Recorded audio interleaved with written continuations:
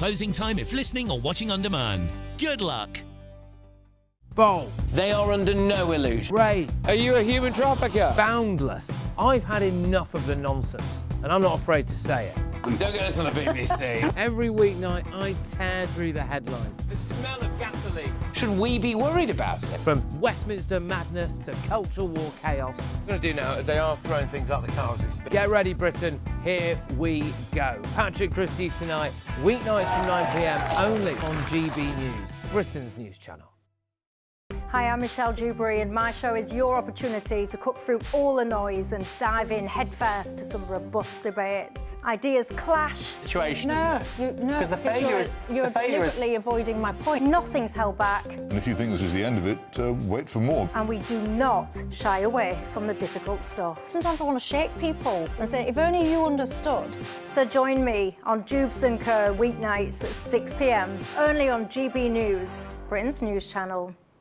I've been in Westminster for a long time, but I know that though power may be here, its effect on people's lives is across the whole of the country. We may be where rules are made, but it's where they're implemented that matters. Join me, Jacob Rees-Mogg, for forthright and frank discussion on where Britain has come from, where it's going, and where it will end up. That's State of the Nation, Monday to Thursday, 8 to 9 o'clock. Vox Populi, Vox Dei. Westminster's full of talk, but out here, it's the real world. Am I allowed to talk then? No, that's it. This is where it matters, real people and real lives. That's what politics is all about. In fact, has Trump made a good start? No. Straight answers, no spin, and just a couple of pints. How many fingers have I ever got up? About 10. So join me for Lee Anderson's Real World every Friday at 7 p.m, only on GB News. The People's Channel, Britain's news channel. From court mornings to warm family brunches, from football to tennis, in the car, in the kitchen. GB News Breakfast is there with the stories you need and the conversations that matter. Anyway, let's talk business. Well, it has been a historic night in British politics. It's astonishing, isn't it? We're here again to start your day just right. GB News Breakfast. Every morning from 6 a.m. Only on GB News. Britain's news channel.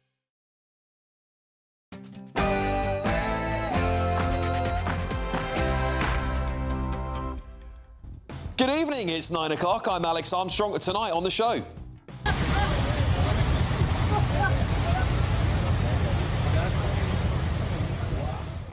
That is Ceuta. Establishment media are lying to you about what's really happening there. Rape, crime and shanty towns. As always, I'm going to report the news they don't want you to hear.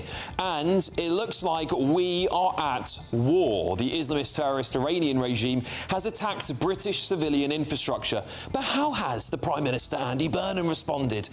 And one of the brave officers killed in the horrendous crash yesterday has been named as an ex-veteran. We're going to be paying tribute to all of those who've lost their lives later this evening. Also, some of what we would want to do in the fullest sense will require difficult decisions. Right, well, Labour might be planning to send mansion tax police to value your house. How do you feel about that? Also, those not in receipt of pension credit or certain other means-tested benefits will no longer receive the winter fuel payment from this year onwards. Well, civil servants received hundreds of thousands of pounds to heat their homes over the last few years, even when pensioners had their winter fuel allowance snatched by Starmer. What do you think of that, eh? And should parents be paying for their holiday of their adult children? Trust me, it sounds more bonkers. That's pretty bonkers, actually. We'll talk about it a little bit later on.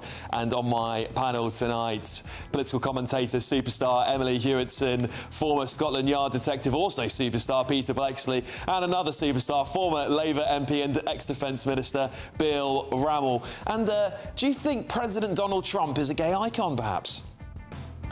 You know, I got the highest gay vote in the history of politics for a Republican, and I played the gay national anthem, so, you know, what can I tell you?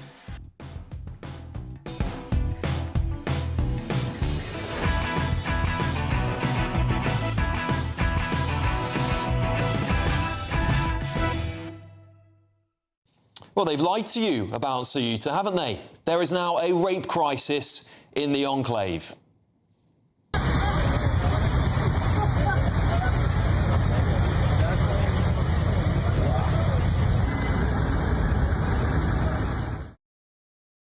An estimated 5,000 to 8,000 illegal Moroccan and African migrants remain in the Spanish enclave after the late July mass crossing. And rape, violence, abuse have inevitably followed suit, haven't they? Spain's largest police union, the SUP, reports 15 sexual assaults of varying severity since the 30th of July. The clear majority of victims are seemingly underage, some even migrant women themselves. Well, Reuters confirmed this. In one incident last week, 3 men described as brothers were stopped while allegedly trying to sexually abuse a 10-year-old girl. 4 young migrant boys have also been reportedly hospitalised after they were sexually abused in the city. Well, establishment media preferred the story that almost everyone had gone home. Kay Burley, formerly of Sky News, was here peddling the line that as if it's all OK now, that they've all gone. Well, perhaps people like Kay might convince our government to send some of those spare illegal migrant don't rape leaflets to Ceuta, perhaps. Maybe that will stop it, eh? Well, after the invasion of the enclave, groups are now demanding asylum. Signs reading this: "We want solutions, we apply for asylum." Take a look.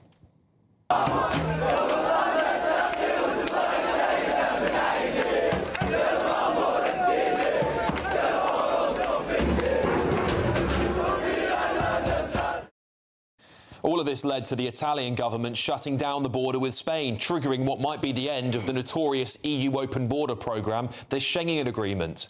Well, I actually spoke to an Italian senator about it earlier this week. Italy suspended Schengen Treaty because there has been a massive invasion, I would say, from the sea. I'm sure that also in the UK you can see what is happening. It seems that there are thousands and thousands. It seems that there are 90,000 people who are just coming swimming from the sea. We need to protect our borders. We are protecting Italian borders that are also EU borders. So also Spain needs to protect EU borders because they aren't only Spanish borders. The migration problem is a great issue at the moment for Europe, and I would say also for the Western world. Yes, this is the price for open borders, isn't it? Rape, pillaging, violence and crime. And we know this because we see it here in Britain, don't we? And it's not going to stop until British people and Europeans reject this far-left ideology that's driving all of this and seemingly destroying our continent. Should we get the thoughts of my panel? Political commentator Emily Hewitson, former Scotland Yard detective Peter Bleksley and former Labour MP Bill Rammell. I'll start with you, Peter, on this one, because all the new footage coming out shows that this is a crisis that hasn't abated, despite what we were constantly told. Oh, all the migrants have left. The Spanish government said, no, it's all over and done with. But actually, the reality is not true. Well, there's a very simple answer to this. All they've got to do is airdrop a few leaflets, right? And that'll solve the problem, won't it?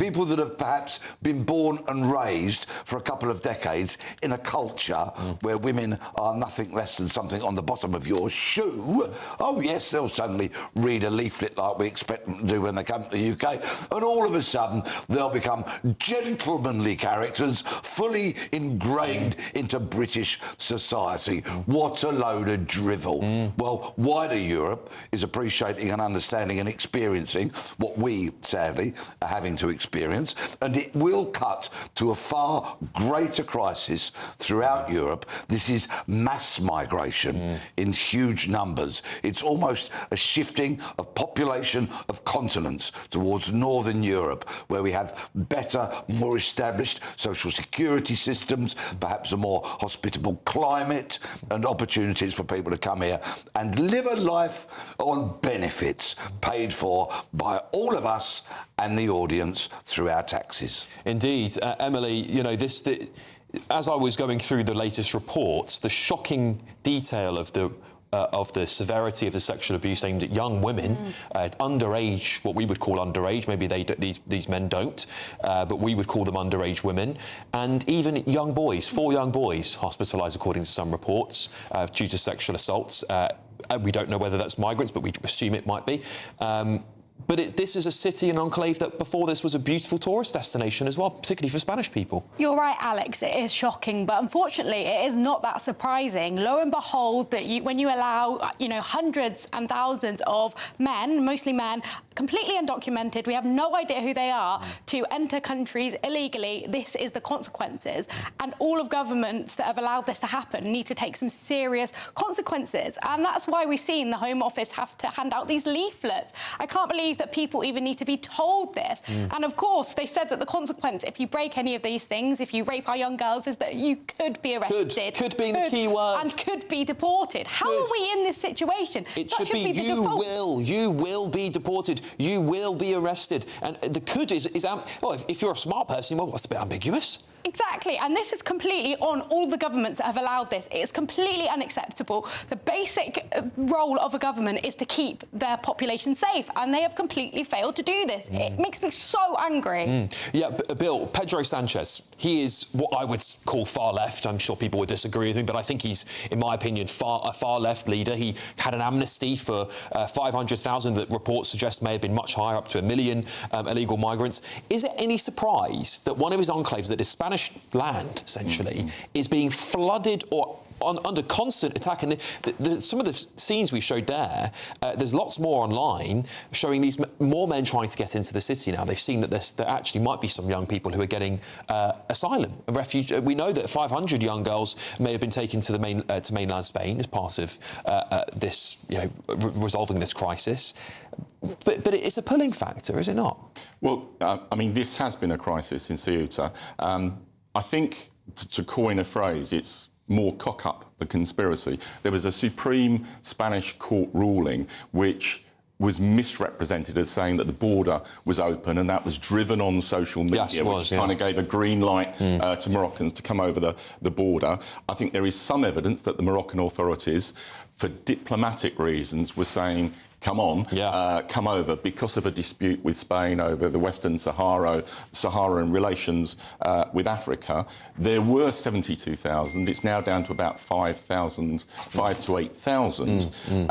Still a lot of people, though. It's still a lot, and it needs to be reduced further. And there have been 15 appalling incidents of sexual crimes. And I think the Spanish police need to take it more seriously than it appears has been happening. The issue with those crimes is what I was reading from Reuters, who have been out there reporting on this on the ground as well. It's a very reputable source we've been reading from. Is that there's a lot of the crimes, a lot of the rape and other crimes are going to go unpunished because the descriptions are so generic, and they are describing the vast majority of the young men that have come there, and that's the real issue. They are actually having real trouble trying to get these men arrested and suffer for their crimes. Bill, what would be the crisis? What would be the way to solve this crisis, in your opinion? Do we have to? If this was Britain, would you deport them immediately out of Ceuta? Let's look at the British context. If every boat migrant who arrives undergoes a series of tests, it's trawled through police international databases, and if they've got evidence of having committed crimes or sexual crimes, then they are either deported or detained. We need more. But this crisis, the 8,000 people that are left there, how should the Spanish government deal with them? Should they deport them all and say, you literally broke into our country through the border, the border fence? Do we deport them? Well, I think the Spanish authorities very quickly have got to process these people who've arrived, and then either they have legitimate claims for asylum or they are sent back. Peter, have gone back. Processing them. What does that mean to you when you hear that, processing? Well, let's just add a bit of context to what Bill said. OK, these illegal immigrants that rock up in boats to the UK are invariably taken to Manston, a former airport, which is now a processing centre. And because of Britain's slavish obedience to the rulings of human rights courts, they have to be very rapidly processed. It's absolutely ridiculous. These people break the law when they enter. And the fact that the establishment, the border force and such like, are then under pressure because of human rights courts' rulings to process them quickly, so it's not in any way, shape or form as thorough as I'm sure Bill would like it to be, and certainly I would like it to be. This is why so many are slipping through the net. People wanted for very serious crimes, and we've seen many examples of that, where they get picked up elsewhere in the UK, matters that should have been identified when they came into our country, broke into our country, then should have been imprisoned, and then should have been deported post-haste. Yeah, Emily, my problem with this processing stuff is that it assumes what they had. It basically, in my opinion, says you can do that, what they did, which is break into that country, break into that enclave en masse, and even a few thousand of you, the percentage quite high, frankly, let's assume it is the top mark there, 8,000, well, many of you might actually get asylum, despite the fact it's quite clear from a lot of the footage, most of you are just economic illegal migrants. Exactly. There is a reason why 70% in the UK of people that come over here illegally are men. There is clearly an economic migrant pull factor here. And I think that we need more of a deterrent. Of course you're going to come here illegally if you can see that you get rewarded, you get put in a nice hotel at times, and then eventually you might actually be considered for asylum. Why are we rewarding people that are committing crimes? It's absolutely bonkers. Yeah. And it just goes to show that Labour kept saying, oh, we've got the perfect solution, let's smash the gangs. How's that going for them? Yeah. Yes, numbers are down, but it clearly isn't going far enough. And that is why Labour are now looking at other alternatives. For example, deporting people to a country like Rwanda that they spent years criticising the Tories for. What do you make of that? Firstly, context, the numbers are down significantly. We're heading for the lowest number of boat crossings since 2020. It's sustainable. There's evidence of much stronger intervention by the French authorities within the sea. But I do think there needs to be a stronger deterrent. And it's not the same as Rwanda. You know, the government is looking at offshore processing. Rwanda was sending people permanently to that country with an atrocious human rights record. Although you could go on holiday there, Bill. You could go on holiday there, couldn't you? You know, it was on that. Who was the partner, the advertising partner, big, massive Premier League team? Aston Villa. Arsenal. There you go. Aston Villa also. Well, there you go, Aston Villa. So it can't be that bad. I'm choosing my words carefully. I don't think there's many people who advocate going on holiday to Rwanda, but Arsenal apparently would. Offshore processing. So you arrive, you're sent to that country for your process to be claimed, and if you're eligible, you come back to this country, and if not, you're deported. I think it's got a lot going for it. Do you think it has? Because how many? What's the percentage of people who get their claims upheld? Is it 70%, 80%? No, it's quite high. It's reduced significantly. And on first application, it's about 40%. Still pretty good odds, though, Bill. It's a coin flip, really. And 15,000 so far this year. If you face the prospect of offshore processing, I think you would further reduce the pull factor of people coming here. Peter? Well, yes, the numbers have come down. And we've had 250 in the last 7 days in 3 boats. That's still another 250 people to be processed, housed, fed, clothed, etc., etc. But of course, we're now approaching 16,000 for the year. So whilst the numbers are down, actually the problem gets worse, because with each and every one that comes in, the problem gets worse. But what we also need to do is not only cast our gaze towards the Channel and to France, from whence so many of them are coming, we need to turn round and look at how many are already here. Yes. We absolutely need, and I say this with no hesitation and with no fear of saying it, we need a kind of Donald Trump-esque kind of force to be established, to go out there and round up those people that are in this country and should not be. Yeah. I agree with that, by the way. I 100% agree with that. I think we do need to get tough on this issue.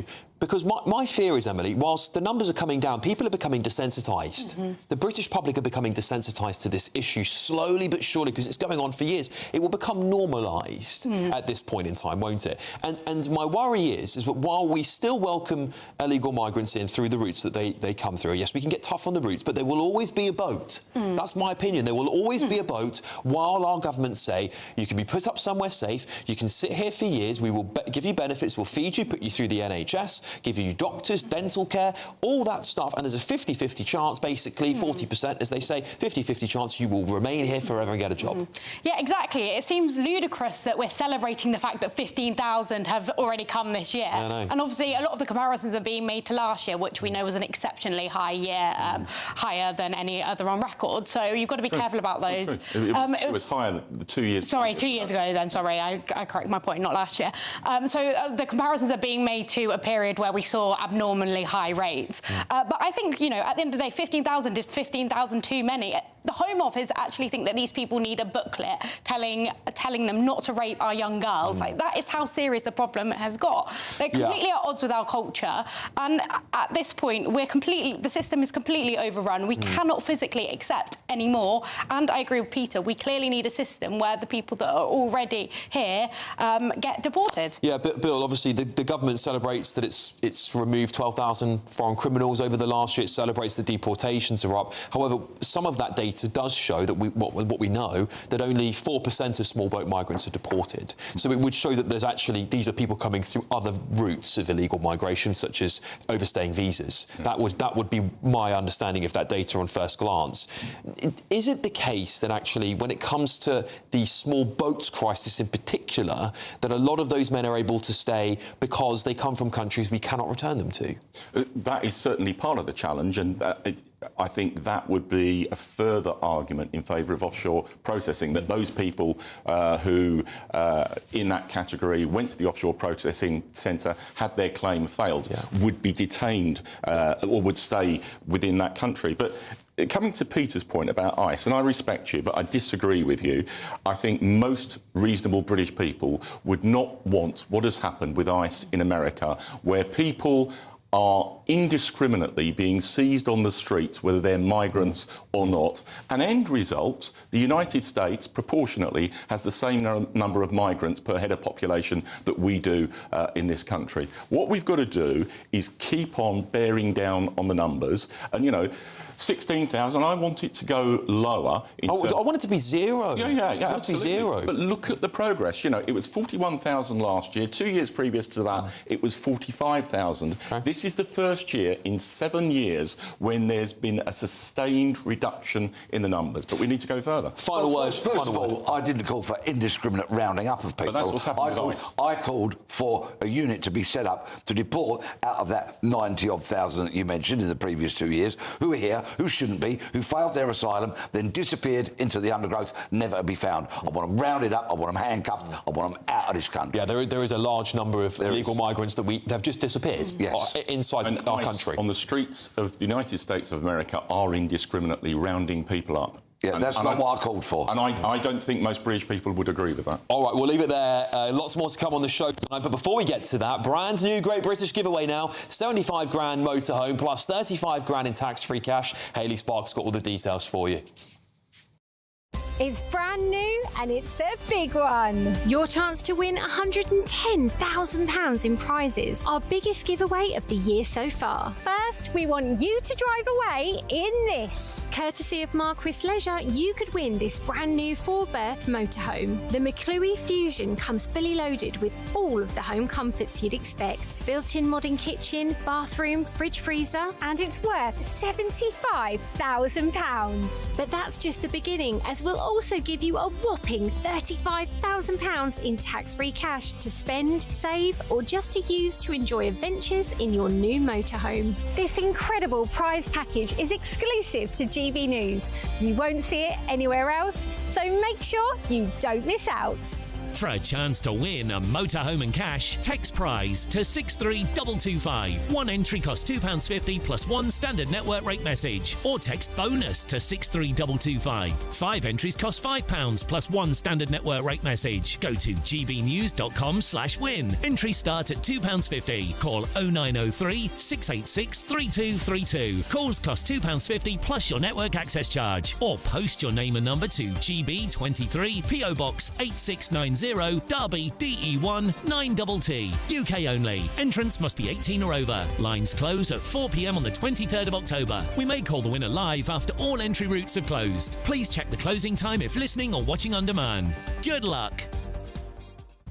Good luck, everybody. Coming up at 10 o'clock tonight, Britain is under attack. And how do you think our government has responded to this attack on our civilian infrastructure? I'll tell you a little bit about it. But next, should parents be expected to foot the bill for their adult children, not their children, their adult children to go on holiday? We're debating that next.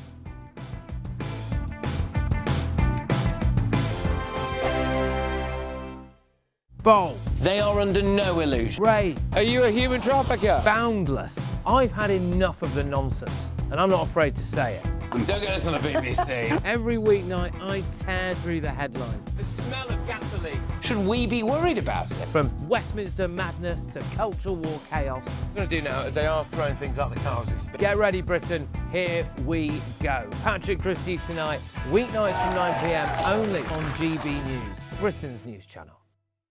At GB News, we love to hear from you, our loyal community. So drop us a line at gbnews.com/yoursay. There you can talk to each other and also to the presenters live on air. gbnews.com/yoursay, because GB News is your channel, Britain's news channel. Westminster's full of talk, but out here, it's the real world. Am I allowed to talk now? No, that's it. This is where it matters, real people and real lives. That's what politics is all about. In fact, has Trump made a good start? No. Straight answers, no spin, and just a couple of pints. How many fingers have I got up? About 10. So join me for Lee Anderson's Real World every Friday at 7 p.m. only on GB News. The People's Channel, Britain's news channel. Britain is not just a geographical expression. We are a people bound together by history and culture that are distinctively British. Join me to celebrate our music, theatre, artworks and literature, which we can explore and enjoy together. Everybody's welcome. Sunday with Michael Portillo. Every Sunday at 11 a.m. on GB News, the People's Channel, Britain's news channel. From the school run to the home run, watch a new show for all of Britain. So he can say whatever he wants. A straight talking show where all voices are heard. And, you know, when are we going to stop talking about smashing the gangs and actually do it? With the stories that matter from every part of our country. There's a bit of a crash landing there for your Chancellor. Bold, fearless and standing up for you. That's me, Martin Daubney, 3 p.m. till 6 p.m. weekdays, here only on GB News. The People's Channel, Britain's news channel. Some people enjoy lazy Sunday mornings, but not me. What's the truth of the matter? So that's a very live question. Would you support him if he waters down these plans? Before the spin sets in, I'll be getting to the truth. This is personal. No soft questions, no easy answers. It's one thing if the state has rules in this country. It's another thing whether the police and others actually police them. Setting the agenda and holding those in power to account. You can't really blame her if the system is set up this way. You will not want to miss it, trust me. The Camilla Tominey Show, Sundays from 9:30, only on GB News.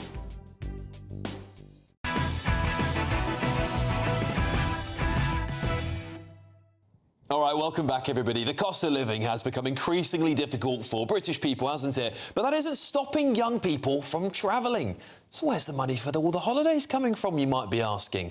Well, Gen Z adults are seemingly relying more than ever on their parents in the back of mum and dad is still paying, should I say the bank of mum and dad, is still paying for many young people's holidays. According to some polling, 1/3 think parents should always contribute towards the cost of a family holiday for their children, regardless of their age. So should parents still be stumping up the costs for their adult children's holidays? Well, we're now joined by spokesperson for Young Voice UK, Ted Newsom, and political commentator Christine Hamilton. Good evening, you two. Thanks for joining me tonight. Christine, I'd love to start with you. Do you think mum and dad should be paying for their adult children? And when I say adult, I'm going to go over 21 here, 21 plus, just to classify an adult. But Christine, what do you make of it?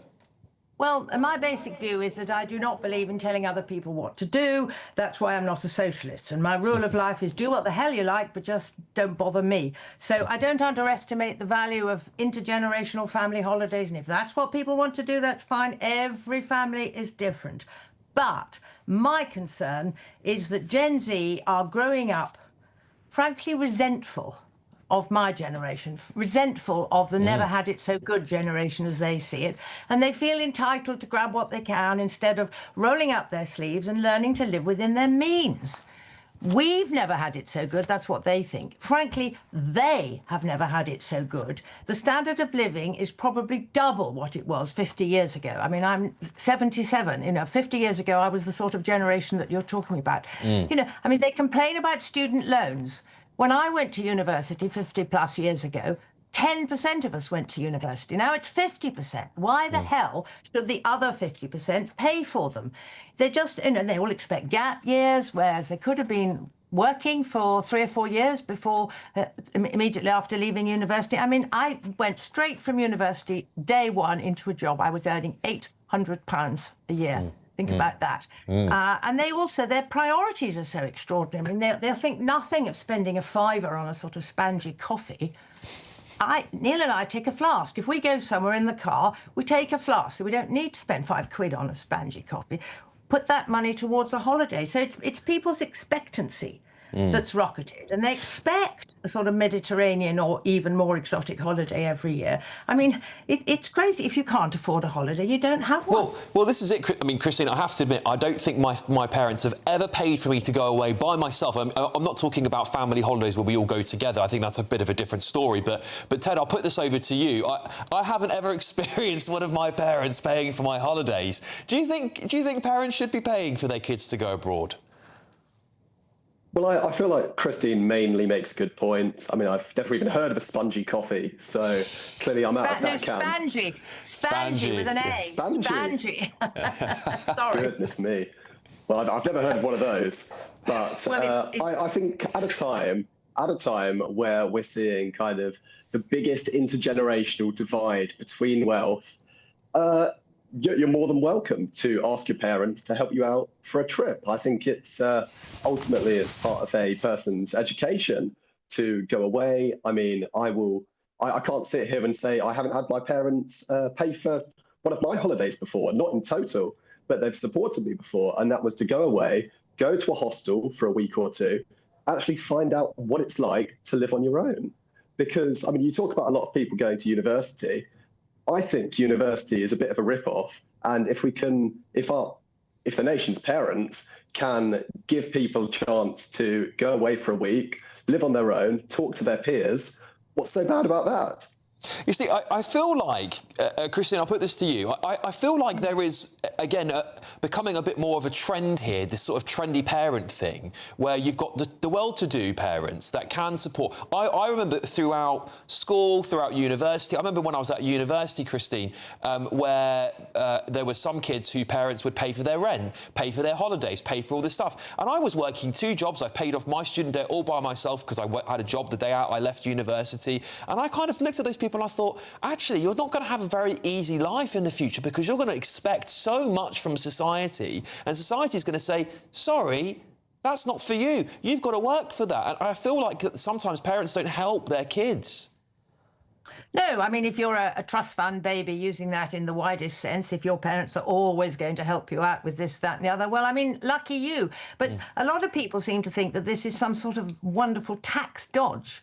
But if you actually spend, say, 5,000 quid over 5 or whatever years paying for your children's holidays, and you then die within 7 years of making that first gift, the tax man is going to take it from you. You're going to be taxed on it. So the idea that this is just a way of giving them in advance what they're going to get anyway is for the birds. But no, I think you're absolutely right. It's people, they just expect too much these days. I mean, when I was about 14, my Christmas present, was a 2-bar electric fire in my bedroom. We had no central heating, nothing like that. Now, I know I'm sounding like an old granny, which I'm not because I haven't got children, but, you know, people's expectations are so extraordinarily high nowadays, which is good, strive, etc., etc. But don't expect it to be handed to you by somebody else. And, you know, your parents have done so much for you until you get to the age of 22, 3, 4, whatever. That's true. And Ted, I'll give you the final word on this one. I mean, are we being a little bit too harsh? You know, we were saying, you know, young people have never had it so good. Is that the case? Are they actually having a bad time? And in foremost, I don't really cast myself as a young person anymore. I wish I was 35. I'm quite well into my adult years, unfortunately. No, Ted, so tell us, what is it like for young people these days? Is it a lot tougher than we think it is? Well, I think Christine makes a fair point that expectations are too high, and if you have such high expectations, you should be able to back it up with a bit of money of your own. That's fair enough. But we are going through a crisis where young people increasingly can't get a job. They go to university and there's just little to no prospects for them afterwards. I think we're living through a kind of a very, very new era in terms of young people and their prospects and things. At the moment, you look at all of the statistics, you look at the Milburn Review, you look at the million needs, which are getting reported on, and it's not bright. So I think ultimately young people are quite dumbed down. We're not going to be able to afford a house. We probably won't get a state pension. I don't want to be all doom and gloom because that's not the type of person I am. But it's not good, Christine. It's not good. And if parents can support their children for a bit of a holiday, fair enough, in my opinion. All right, you two, we're going to have to leave it there. I think you'll do OK. From what I know of you, I think you'll do OK, so don't panic. There you go, Ted. You're going to be all right, mate.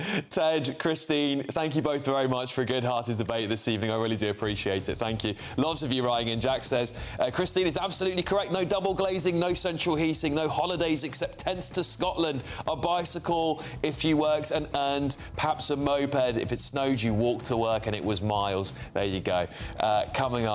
Remember when Labour tried to cut your winter fuel payments? Do you remember that? I do. Well, now it's been revealed that civil servants have been having their heating bills paid for. But next... Some of what we would want to do in the fullest sense will require difficult decisions. The mansion tax police could be knocking at your door, showing up at your homes, and there could be criminal consequences if you decide not to let them in. Whatever next?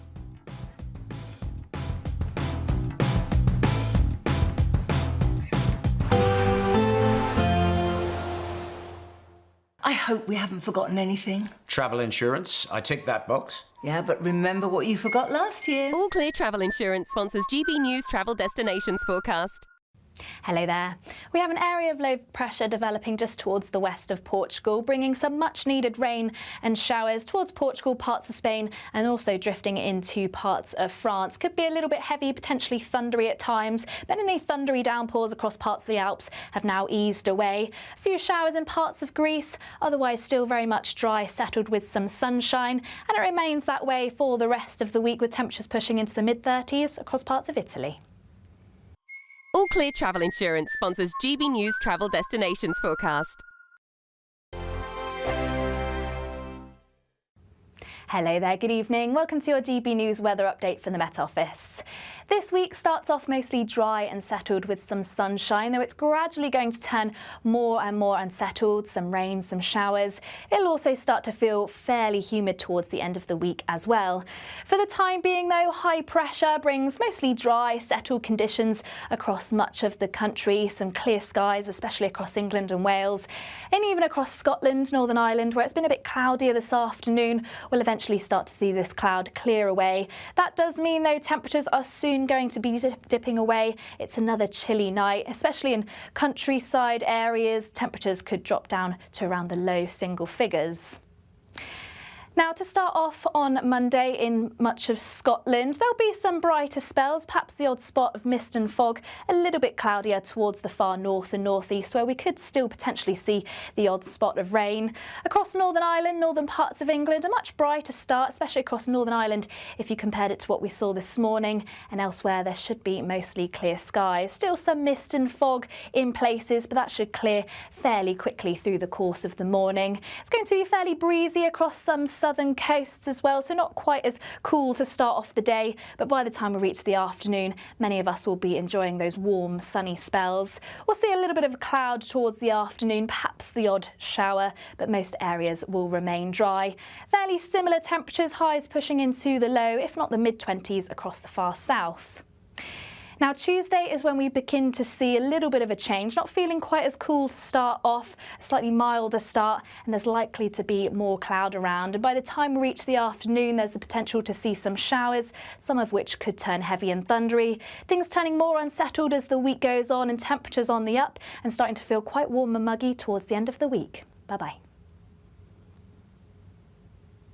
You want to know what's really going on in the corridors of power? Labour don't know what to do with you half the time, and that makes you quite lethal in the chamber. Get behind the headlines with Chopper's Political Podcast. Join me, Christopher Hope, as I sit down with the great and the good of British politics. We'll see where this ruling takes us. These are the stories shaping our nation. Chopper's Political Podcast, available now on all platforms. Listen in and stay ahead. I've been in Westminster for a long time, but I know that though power may be here, its effect on people's lives is across the whole of the country. We may be where rules are made, but it's where they're implemented that matters. Join me, Jacob Rees-Mogg, for forthright and frank discussion on where Britain has come from, where it's going, and where it will end up. That's State of the Nation, Monday to Thursday, 8 to 9 o'clock. Vox Populi, Vox Dei.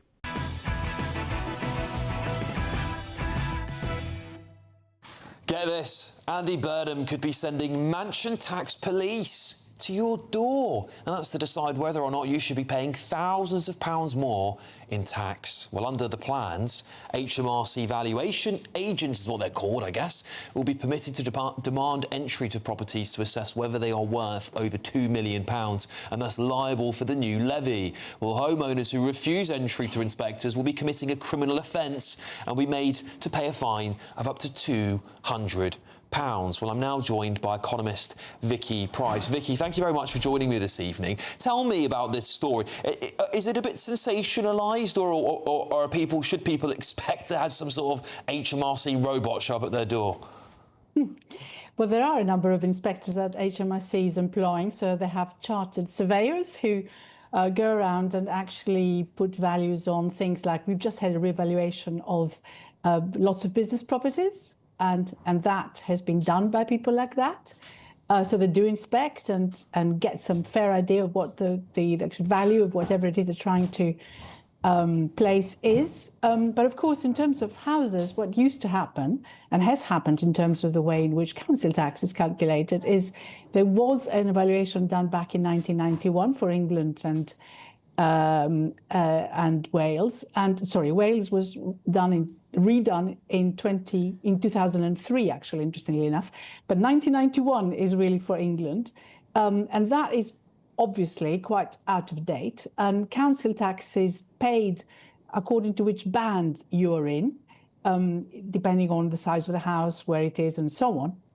And that is how it's been so far. So those people that you're talking about would have a fair idea now of how the market is moving. There are increasingly websites you can get into. You can see what the value of a house is. You can see what's been sold in the last year.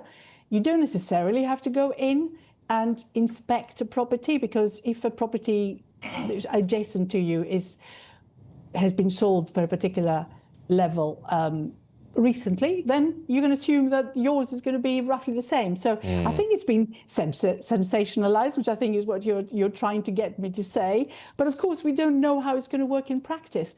And it is entirely possible that there will be a certain amount of visits that will need to be done, a certain number of visits, in order to establish perhaps whether a particular part of, say, London, which is where most of the properties which are going to be liable to Mansion House are going to be, and to see what that value of that street is. Yeah. So there will be some visits. I would be surprised if there weren't any.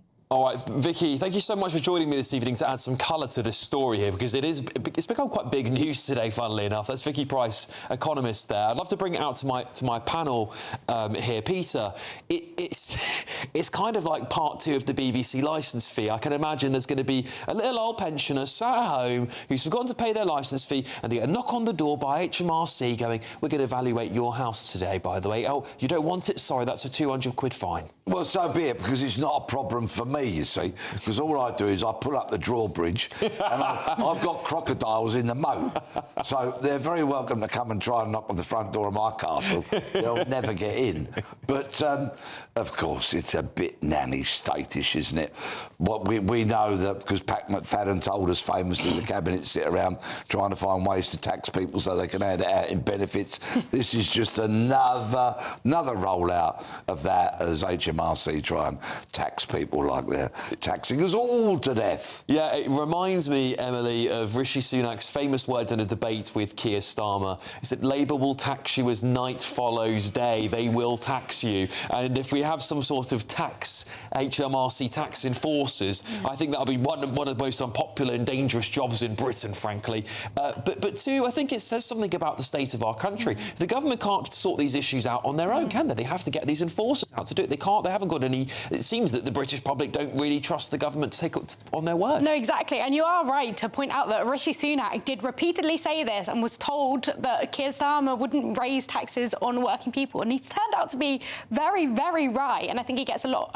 He should get a lot of credit for that. Well, Labour, of course, would say they haven't taxed. Oh, yeah, of course they would say that would be income tax. But of course, yeah, you can make the argument stealth taxes. Yeah. Absolutely. But I just find it very interesting when it comes to tax. It just seems that Labour really want to stifle this whole behaviour of aspiration. I want to live in a country where I feel that you can work hard, you can succeed, and you'll be rewarded for that. But it almost feels like a punishment for success, these kind of things. And obviously, Andy Burnham is going to have to get money somewhere for the $4 billion that we're spending on asylum support, and also if we're to believe that he wants to increase foreign aid spending again as well, which would be a cost of $20 billion a year. He has to find the tax from somewhere and to fund all of these crazy initiatives. Bill, come on. This is the sort of stuff the public go, whatever next will they come up with? Well, look, this is a massively overhyped scare story. And, it is unbelievable that the council tax banding system that we are dealing with and living with today was actually created when Margaret Thatcher's poll tax crashed and burned in 1990, and John Major was scrambling around for an alternative, came up with the council tax in 1991, and we are still living with the council tax valuation bands that were established at that stage. This will only affect people who've got a property of more than £2 million, and one of the consequences of that, using the 1991 valuation bands, is that someone living in a £15 million house pays exactly the same amount of council tax as someone who lives in a property valued at £320,000. That is bonkers. This is about fair and progressive taxation. It's about raising public money that is needed, and it will only affect 1% of homes in the UK. Yeah, I guess the worry is, I mean, you're right, it's a small amount of people that will be impacted by this. The worry is it's this, when Keir Starmer got into office, and it's his government we elected at the end of the day, right now, technically still his party in power and his mandate. They said this government would tread more lightly on our lives. This sort of stuff doesn't feel like that. Well, for 99% of people, it does. Right. Well, does it? I mean, well, you could say that about a lot of policies, couldn't you? Yeah, but look, come on. I think people want fairness in taxation.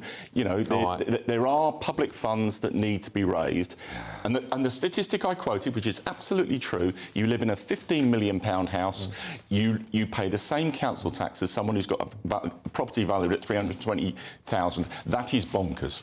Final word, Peter. What's the setup with council tax for HMOs then, Bill? Do you happen to know what that's all about? Because we've got enough people living in those. HMOs pay council tax like whoever owns the property. Is it divvied up amongst the residents, is it? I assume it is, yeah. Right. Are you in the 1%, by the way, or the 99? No, I'm not in the 1%. I'm in the 99. Just checking. We might send Peter out to value your house, actually. That would be fun. I'll get that on camera. I'm very much in the 99%. All right, you two. All right, look, coming up at 10 o'clock tonight, Britain is at war, in my opinion, and I don't think our government is doing anything to respond to it. But first... Those not in receipt of pension credit or certain other means-tested benefits will no longer receive the winter fuel payments from this year onwards. That's right. Do you remember when your winter fuel payments were cut? Well, now it's been revealed that civil servants have had their heating bills paid for hundreds of thousands of British pounds. We'll talk about that next.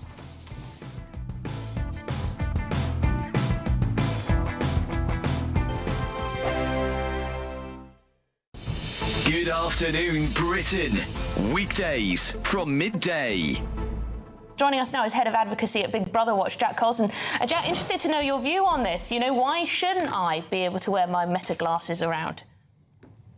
Well, certainly there are times and places where Meta glasses might be of use, particularly for those with visual impairments. The technology really could be a breakthrough, but we see these as the tip of an iceberg. Meta's glasses have already been potentially linked to facial recognition technology, which really would be a stalker's charter.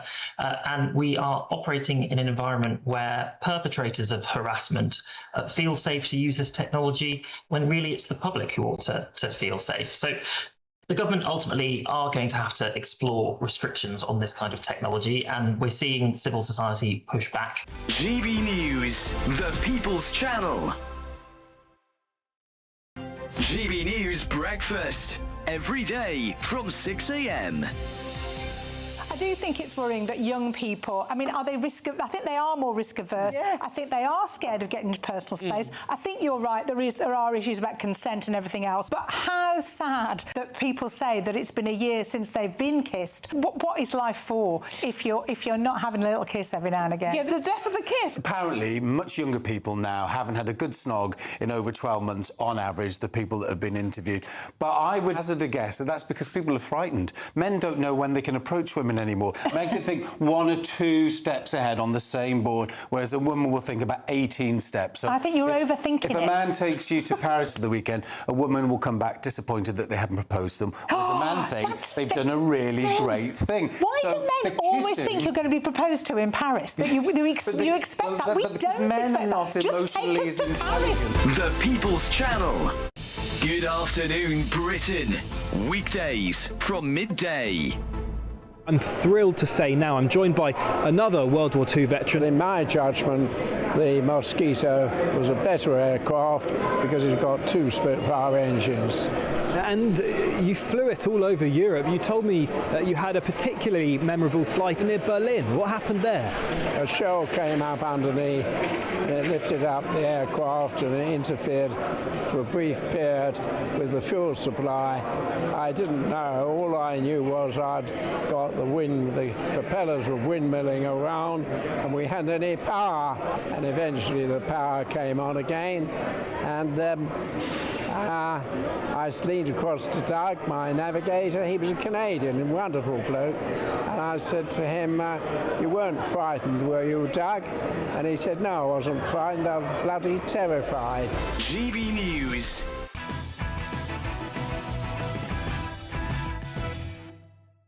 I'm sure you all remember when Labour tried to cut winter fuel payments for pensioners. Well, it's now been revealed that the civil servants, popularly the same people writing those policies, by the way, trying to enact them, have been paid more than £600,000 in taxpayer cash to help cover their heating bills while working from home, nonetheless. According to figures provided by HMRC, utility bill subsidy payments to its staff have more than doubled since 2022. As the 3rd largest government department by headcount, HMRC's figures represent just a fraction of the potential total. I'll get the thoughts of my panel on this one, but I have to say, the gall of these people to work from home. They've been told by the government, by the way, go and cut the fuel allowance for some of the most vulnerable people in our country, and they're all sitting there claiming their their heating bills, Peter. It's just beggars belief. Well, I'm a self-employed freelancer, OK, so I am perfectly entitled to claim for a percentage of my heating bills at home if I'm working from home. Yes. Now, that, generally speaking, is minuscule. Say, for example, like I have done in the past, I spend a winter at home writing a book. My wife is at work, kids are at work, I'm the only person in the house. So I can, for 8 or 10 hours of that day, however long it's working, claim for a percentage of the heating bill. I wouldn't claim for the entire house, but certainly my box bedroom, which is my office, and the kitchen where I pop down to make a cup of coffee. Those kind of... So it's a minimal amount of the overall annual heating bill. Yeah. But I can claim it. I understand if people are working from home, but it really must be if it is examined in microscopic detail, which it should be. You can't claim for heating all your house. You can claim for heating the room in which you are sat in front of your laptop doing your work. And you can claim that for a third of one day, i.e. 8 hours. And that's 2 days a week. So it would be a tiny, tiny fraction, once again, if it was a truthful calculation of what their overall heating bill would be. Yeah, it's the gall of it all. It's the gall of it all, and it's the government once again saying, well, we've got our mates in the civil service, can't do that, they might rebel against it. That's the kind of vision, I know it's probably not the case, but it's the vision I have in my head, Emily. But while they're all writing policies about how to HMRC are going to get some more tax in their back pockets for your heating bills. Yeah, this story is absolutely a bitter pill for the British taxpayer to swallow. If you think of, most people's circumstances, they go to work, they have to pay for the commute, they also have to pay for their homes to be heated themselves.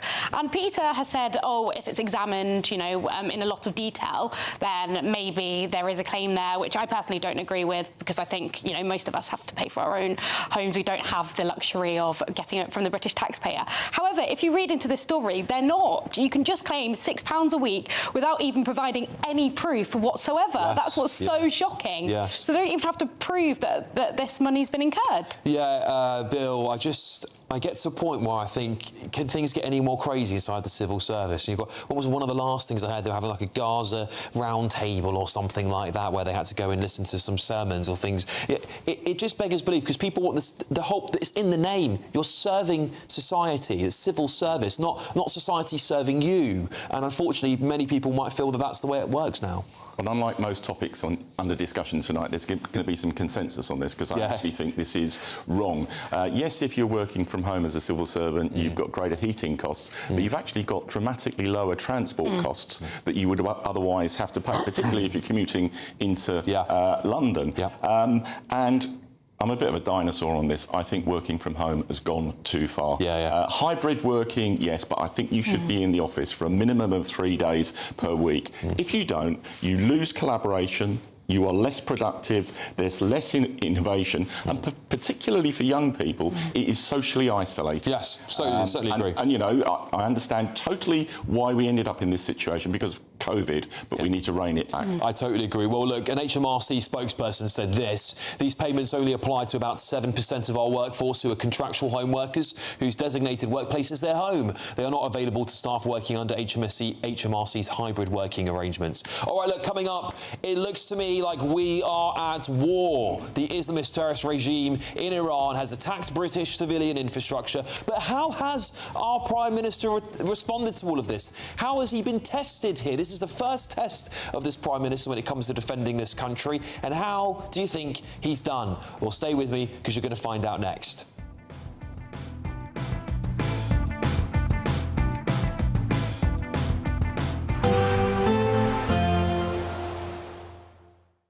Expect warm spells with the odd rude interruption. Box Boilers sponsors the weather on GB News. Hello there, good evening. Welcome to your GB News weather update from the Met Office. This week starts off mostly dry and settled with some sunshine, though it's gradually going to turn more and more unsettled, some rain, some showers. It'll also start to feel fairly humid towards the end of the week as well. For the time being, though, high pressure brings mostly dry, settled conditions across much of the country. Some clear skies, especially across England and Wales, and even across Scotland, Northern Ireland, where it's been a bit cloudier this afternoon, will eventually eventually start to see this cloud clear away. That does mean, though, temperatures are soon going to be dipping away. It's another chilly night, especially in countryside areas. Temperatures could drop down to around the low single figures. Now, to start off on Monday in much of Scotland, there'll be some brighter spells, perhaps the odd spot of mist and fog, a little bit cloudier towards the far north and northeast, where we could still potentially see the odd spot of rain. Across Northern Ireland, northern parts of England, a much brighter start, especially across Northern Ireland if you compared it to what we saw this morning, and elsewhere there should be mostly clear skies. Still some mist and fog in places, but that should clear fairly quickly through the course of the morning. It's going to be fairly breezy across some southern coasts as well, so not quite as cool to start off the day, but by the time we reach the afternoon, many of us will be enjoying those warm, sunny spells. We'll see a little bit of a cloud towards the afternoon, perhaps the odd shower, but most areas will remain dry. Fairly similar temperatures, highs pushing into the low, if not the mid-20s across the far south. Now, Tuesday is when we begin to see a little bit of a change, not feeling quite as cool to start off, a slightly milder start, and there's likely to be more cloud around. And by the time we reach the afternoon, there's the potential to see some showers, some of which could turn heavy and thundery. Things turning more unsettled as the week goes on and temperatures on the up and starting to feel quite warm and muggy towards the end of the week. Bye-bye. Expect warm spells with the odd rude interruption. Box Boilers sponsors the weather on GB News.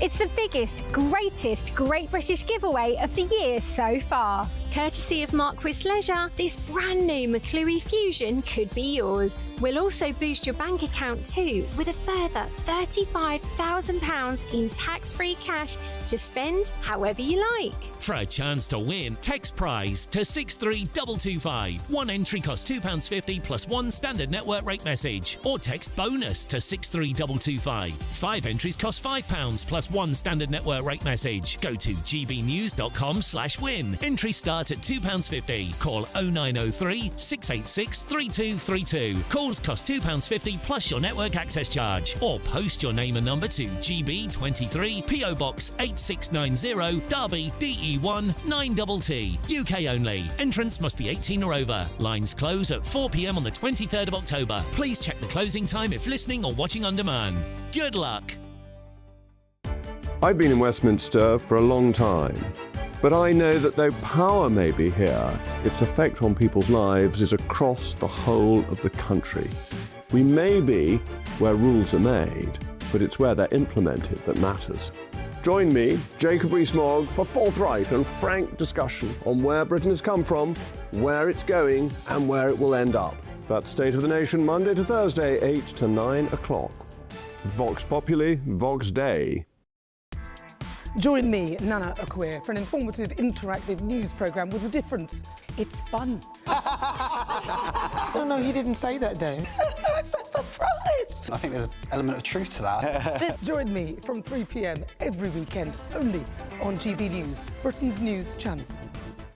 From court mornings to warm family brunches, from football to tennis in the car, in the kitchen. GB News Breakfast is there with the stories you need and the conversations that matter. Anyway, let's talk business. Well, it has been a historic night in British politics. It's astonishing, isn't it? We're here again to start your day just right. GB News Breakfast. Every morning from 6 a.m. Only on GB News. Britain's news channel.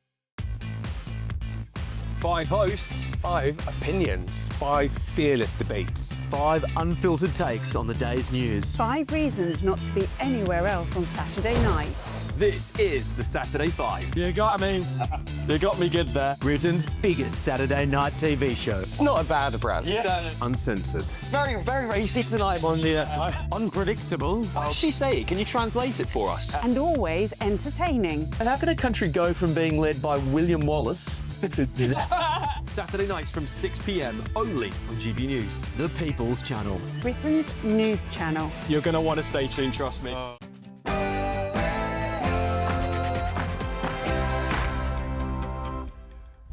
Good evening, everybody. It's 10 o'clock. I'm Alex Armstrong. Tonight on the show, we are at war. The Islamist terrorist Iranian regime has attacked British civilian infrastructure. But how has the new Prime Minister, Andy Burnham, responded? What does it tell us about him? And our performance on removals from the country has gone up very significantly. It's going in the right direction. the absurdity of the migrant crisis. More than £500,000 a day is spent detaining illegal migrants and then moving them around the country. And one of the brave officers killed in the horrendous crash yesterday has been named as an ex-veteran. We will, of course, be paying tribute to them this evening. On my panel tonight, political commentator Emily Hewitson, former Scotland Yard detective Peter Blexley, and former Labour MP and Minister Bill Rammell. And yeah, is Donald Trump a bit of a gay icon? You know, I got the highest gay vote in the history of politics for a Republican, and I played the gay national anthem. So, you know, what can I tell you?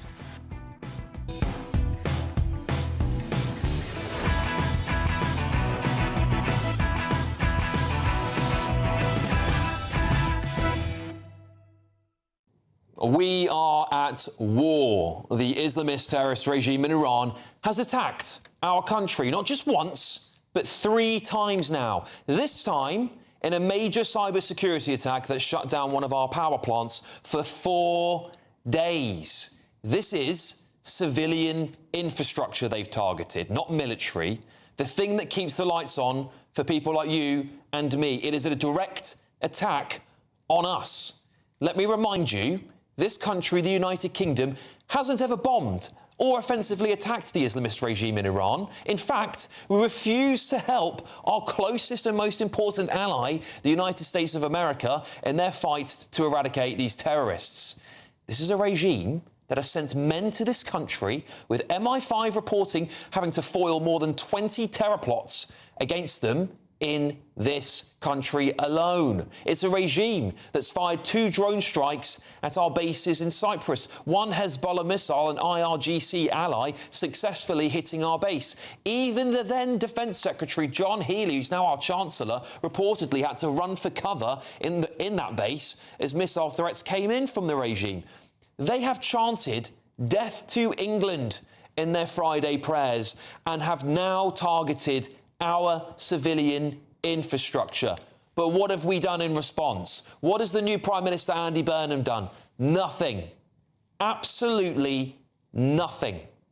Well, they plot to kill British people, bomb our bases, shut down our infrastructure. Our pathetic and weak government seems to just shrug and say, oh, let's hope it doesn't hit us again. Let's hope it was not harder next time. What is the point of having a military that does nothing when our enemies attack us? Never in British history has a country, this country in particular, been attacked and failed to respond. There's weak people on the left and the right. What does it need to take for them to be inspired to see this country act when a massive Islamist IRGC terror attack kills British people, perhaps, when our bases get actually bombed by missiles, when the lights go out at home? It is cowardice for people to be saying this is not a war, this is not our war. It is our war. I say this to Andy Burnham. This was your first major test. And what did you do to show our enemies you are serious and won't accept attacks on civilians and on our soil? Nothing. Absolutely nothing. That's what you've done. I bet those terrorists are laughing at him, sat there in their bunkers in the IRGC in Iran, along with our enemies around the world. Maybe Putin's having a laugh as well. If he can't respond with force, then frankly, Andy Burnham is unfit to be Prime Minister. He can't protect us, can he? Should we get the thoughts of my panel? Political commentator Emily Hewitson, former Scotland Yard detective Peter Blexley, and former Labour MP and Defence Minister Bill Rammell. Bill, I'm going to start with you because you're formerly a Defence Minister. You've been in the job. I cannot find for the life of me a time in British history where an attack on civilian infrastructure has taken place on our soil and we have failed to respond to it. It is baffling to me. I have sat here month after month against a wave of criticism from people on the right and people on the left saying, Alex, you're warmongering. I'm not warmongering. I'm trying to get people to have the reality check that Iran doesn't treat us differently because we're not bombing them. They are treating us the same as America. And yet we've done nothing. So what are you suggesting, Alex? That we should launch missiles against Iran? We should do something, shouldn't we, Bill? Well, we are doing in terms of our own cyber security. But look, this is... Well, what is it we're doing? We don't know. The government hasn't made any announcement that they're attacking Iran back. A whole series of measures. And if you look at the International Telecommunications Index on cyber security, it rates the UK, the US and Singapore as the best in the world in actually defending ourselves. But look, this is another consequence of Trump's disastrous war with Iran, which is harming us economically. No, Bill, hang on. The IRGC were plotting terror attacks and had to be foiled by MI5 way before this war started. All right. So let's not just say it's Donald Trump. This regime has been attacking us for a long time. I bet they were even trying to go after us when you were in office. And I was the Foreign Office Minister responsible for relations with Iran, and I need no lectures about how appalling the Iranian regime is. But what Trump has done by his disastrous war is made matters worse. He's actually reinforced a more extreme regime than the one that he was trying to replace. And you know, yes, we need to defend ourselves in terms of cyber security, and I believe that we are doing it. The particular instance you're talking about, at no stage was the UK energy network at risk. But it was a limited element. No, you're playing this down. Bill, I cannot have that. This is an attack on our civilian infrastructure. Nobody else has managed this. No other enemy around the world. Hang on, let me finish. Because it's very well for people to sit there and go, well, we should just do nothing. We should just do nothing. We shouldn't get involved. It's not our problem. It is our problem. And Bill, I'm worried that we've now got to a situation where this country is just so desolate and so full of people who are unwilling to show we've got a backbone. Well, Putin must be laughing at us, going, well, they've just taken 4 days. It was one power plant. You're right, but what if it was the national grid? What if it did knock out our satellites or do anything with serious damage? Then would you decide to act? Right. I'm not saying we do nothing, but these were proxies. What would you do then? Hold on. These were proxies on behalf of the regime. It wasn't directly from the Iranian government. It's a cop-out. It's a cop-out, Bill. It's a cop-out. The situation has been made worse by the war in Iran. And I tell you this, Alex. I tell you this. The only way we're going to get a resolution to that, we're going to bring petrol prices down and we're going to be more secure, is a diplomatic solution. And that's what... I'm going to pass on to the rest of the panel. I take your point that a war erupting has made the situation worse. Much worse. Much worse, sure. But that's like saying, well, when the Nazis were bombing London, oh, God, I can't believe Hitler invaded Poland and started this whole war. Now we've actually got to do something. Of course, we should not sit here and take it and appease that regime by doing nothing. And Andy Burnham's job as Prime Minister and Wes Streeting as the new Defence Secretary is to protect British people and show we have a backbone to our enemies. And I take massive issue with us doing nothing over this time and time again. Even when our bases were bombed, Bill, it's not a good look. Peter, I'll pass this over to you. What do you think of it all? I urge everybody and anybody to travel to Golders Green in North London, because there you will find the Iranian memorial that has been started since the beginning of the year, when this vile, despotic, Islamist nutcase regime slaughtered tens upon tens of thousands of its own people because they had the temerity to protest against that regime. It's a thing of beauty. It really is worthwhile going to visit and heartbreakingly see all of those lives so wickedly snuffed out by the people's own government. Yeah. As far as I'm concerned, Donald Trump can bomb Iran yesterday, today, tomorrow, and every day thereafter until that regime is removed. He may tactically have got it wrong in trying to move the regime. You're only ever going to do that really with boots on the ground.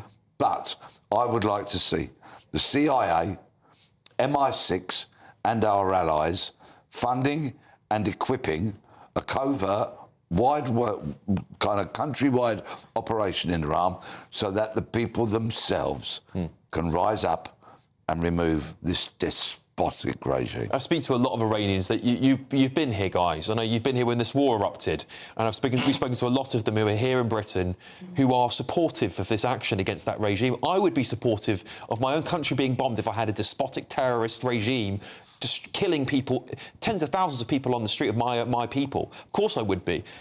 Many people are not, of course. I know there's many Iranians who are not, by the way, in this country. I've met them on the streets, chanting and holding up paintings of Ayatollahs, kissing them, praising them, which is absolutely insane. Emily?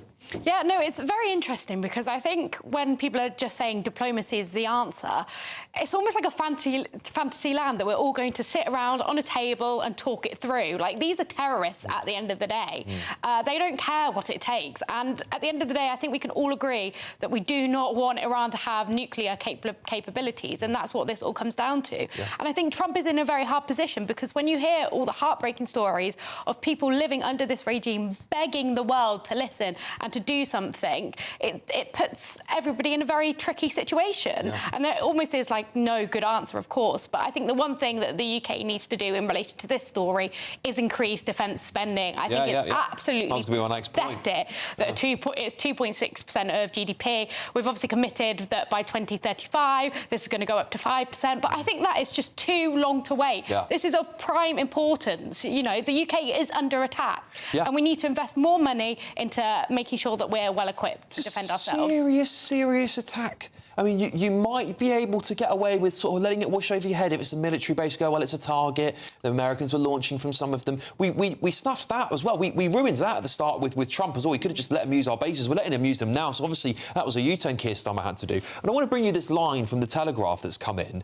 The government communications headquarters, GCHQ, has put energy companies on high alert after Iranian hackers shut down a British power plant. Government officials have briefed energy bosses with advice, direction and next steps. I mean, this is the problem, isn't it? We're basically saying when this happens, or when you look out for an attack, guys, rather than showing strength, Bill, to our enemies, we are saying, well, we're just going to be prepared for when they do it again. And this is my issue with this from the very start of this war, and having understood the Iranian threat for a long time, as I'm sure you have as well. They do not treat us. They don't treat the West any differently. They see us all as the same people, all as the same empire, all under America's wing. So an attack on us is a victory for them. And by us sitting back and doing nothing, how are we helping ourselves? How are we showing strength to our enemies? I think by engaging in direct military confrontation with Iran, we would make matters far worse and we would make ourselves a greater threat. Look, successive US presidents faced with the entity that is Iran and the scale of the danger it presents have looked at military action, and every single one of them has been persuaded no because of the consequences. And we're seeing those consequences lived out at the moment. You've got an emboldened regime. You've got the Islamic Guard, hundreds of thousands who are ideologically driven, supporting that regime. You've got some of them here in our country. Yeah, you've got the demonstration that Iran can hold a stranglehold over the world economy through the Straits of Hormuz. All of that has been made much worse by an ill-thought-out intervention by Trump, the Americans and the Israelis. No clear strategy, no exit route, and it's made matters much worse. But the thing is what you're... Look, a war's happened, right? The war has started. It's been going on for almost a year. It's not going to be far off a year soon. We have sat back and done nothing. We have sat back and tried to frustrate.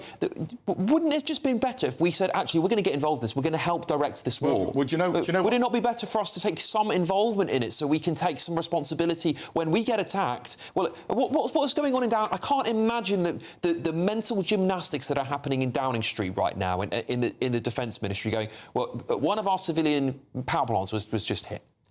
What do we do, Mr. Defence Secretary? What do we do, Mr. Prime Minister? And they start there looking at each other going, we do nothing, it's going to make it worse. That's like someone coming to your front door, kicking your front door down, turning your power off, and you going, what do we do? What do we do to your partner? Do you know what, Alex? You're presenting this like we are isolated. We're not isolated. United States and Israel are united. Every member of NATO has said we're not going to support you, United States. But how has that played out, Bill? How is it playing out for us? Three strikes on our bases, one civilian power plant down. How's it going for us? Right, how's it going? And the responsibility for that lies with the Trump administration. Well, you're blaming Trump Trump for Iranians attacking us. We haven't done anything. The consequences of this. Do you know what? Giorgia Meloni, the very, very right-wing fellow traveller with Trump, Trump has lambasted her government for not supporting them in this crazy conflict. I understand why people don't want to support and I'm sympathetic to their argument. I'm not saying that I can't see what they're saying. My point is that most people clearly don't understand the ideology of the IRGC and the regime. They do not see us any differently. They would march into this country and kill everyone here if they had their chance to kill their own people. They will kill us. And I just think we are sitting and we're just. It's like saying to North Korea, "Oh, just attack a few civilian and bits of infrastructure. If we attack you, it's going to be so much worse." This is what Chamberlain did to Hitler. Right. And guess what? It did get worse. And when you're engaging in military conflict, you need to seriously look at what legitimate means you have to respond. And all the kind of things that you're suggesting, that we engage in direct military confrontation with Iran, the downsides and the negatives, and the reduction in our security is greater and worse. When you were in government, your government went to war. Yeah. Right? Why did you go to war? Why was it important for you guys to take out the Taliban and to take out Saddam Hussein? Why did you do that? Because we felt there was an overwhelming case. A threat to our country, right? A threat to our country. Is the IRGC not a threat to our country? And we had a means and a recognition of a means of how we would resolve that conflict. Yeah, and you didn't. Trump has not got that. And you didn't. And your military action, you was based by yourselves on flawed intelligence. The intelligence with regards to the Iranian regime is absolutely clear. They are putting agents into this country via the small boats. We know that to be a fact. MI6, MI5 will bear us out on that. They have attacked our critical national infrastructure, and you come forward with the usual lefty, flaky, liberal, cowardly manner of, let's talk to him. That is codswallop. There are many people on the right. Hang on, I'll let you come back. I'll let you come back. I didn't interrupt you. Your former pathetic has-been of a Prime Minister, Starmer, wouldn't even allow our greatest allies to refuel at our bases. And look where that got us. Have they stopped putting plants in this country? Have they stopped attacking our national infrastructure? No, of course they haven't, because they see us as weak. And weak equals Labour. And do you know what, Peter? Then it's exactly the situation in Canada, in Australia, in France, in Germany, in Italy, in Japan, because all those countries recognised the folly of what Trump was committed to and recognised it would be counterproductive. Bill, can I just ask you... Look at the Canadian regime. Bill, can I just ask you, do you stand by your decision to take the country to war when you were in government? Yeah. But do you not see that there's slight contradiction here? No, because you need to judge each case upon its evidence, and you need to... But that wasn't good evidence. The evidence was flawed, Bill. Yeah, and it's clear here. It was flawed for every member of the international community, even if they supported the war with Iraq or not. But what you need is a credible plan of how you're going to win through that war and how you're going to make people more safe.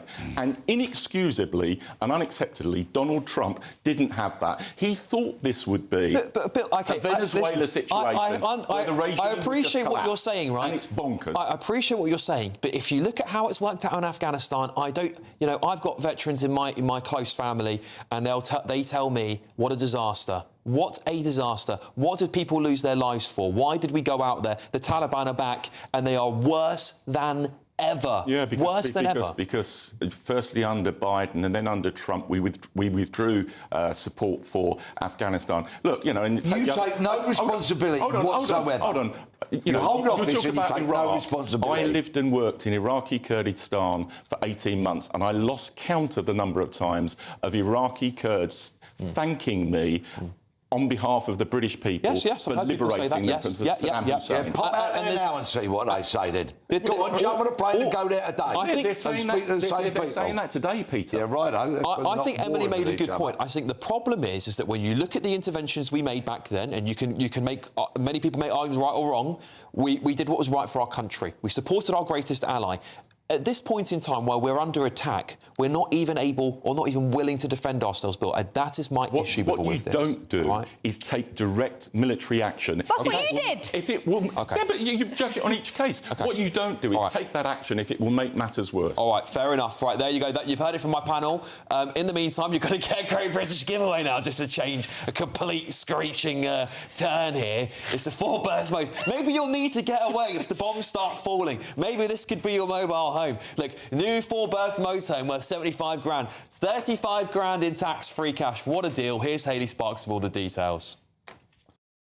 It's brand new and it's the big one. Your chance to win £110,000 in prizes. Our biggest giveaway of the year so far. First, we want you to drive away in this. Courtesy of Marquis Leisure, you could win this brand new 4-berth motorhome. The McClure Fusion comes fully loaded with all of the home comforts you'd expect. Built-in modern kitchen, bathroom, fridge freezer, and it's worth £75,000. But that's just the beginning, as we'll also give you a whopping £35,000 in tax-free cash to spend, save, or just to use to enjoy adventures in your new motorhome. This incredible prize package is exclusive to GB News. You won't see it anywhere else, so make sure you don't miss out. For a chance to win a motorhome and cash, text prize to 63225. One entry costs £2.50 plus one standard network rate message. Or text bonus to 63225. 5 entries cost £5 plus one standard network rate message. Go to gbnews.com/win. Entries start at £2.50. Call 0903 686 3232. Calls cost £2.50 plus your network access charge. Or post your name and number to GB23 PO Box 8690 Derby DE1 9TT. UK only. Entrance must be 18 or over. Lines close at 4 p.m. on the 23rd of October. We may call the winner live after all entry routes have closed. Please check the closing time if listening or watching on demand. Good luck. Yes, look, next we're going to look at the tributes that have been pouring in for the 7 killed in that horrendous, awful tragedy yesterday, that crash, including one named as an ex-veteran. Please stay with me for that important segment coming up next.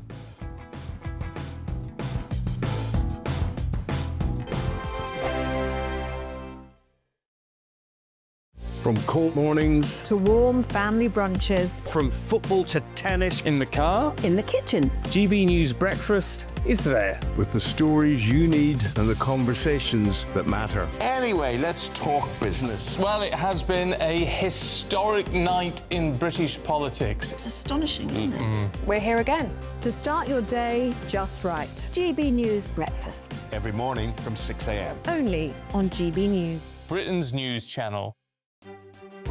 Some people enjoy lazy Sunday mornings, but not me. What's the truth of the matter? So that's a very live question. Would you support him if he waters down these plans? Before the spin sets in, I'll be getting to the truth. This is personal. No soft questions, no easy answers. It's one thing if the state has rules in this country. It's another thing whether the police and others actually police them. Setting the agenda and holding those in power to account. You can't really blame her if the system is set up this way. You will not want to miss it, trust me.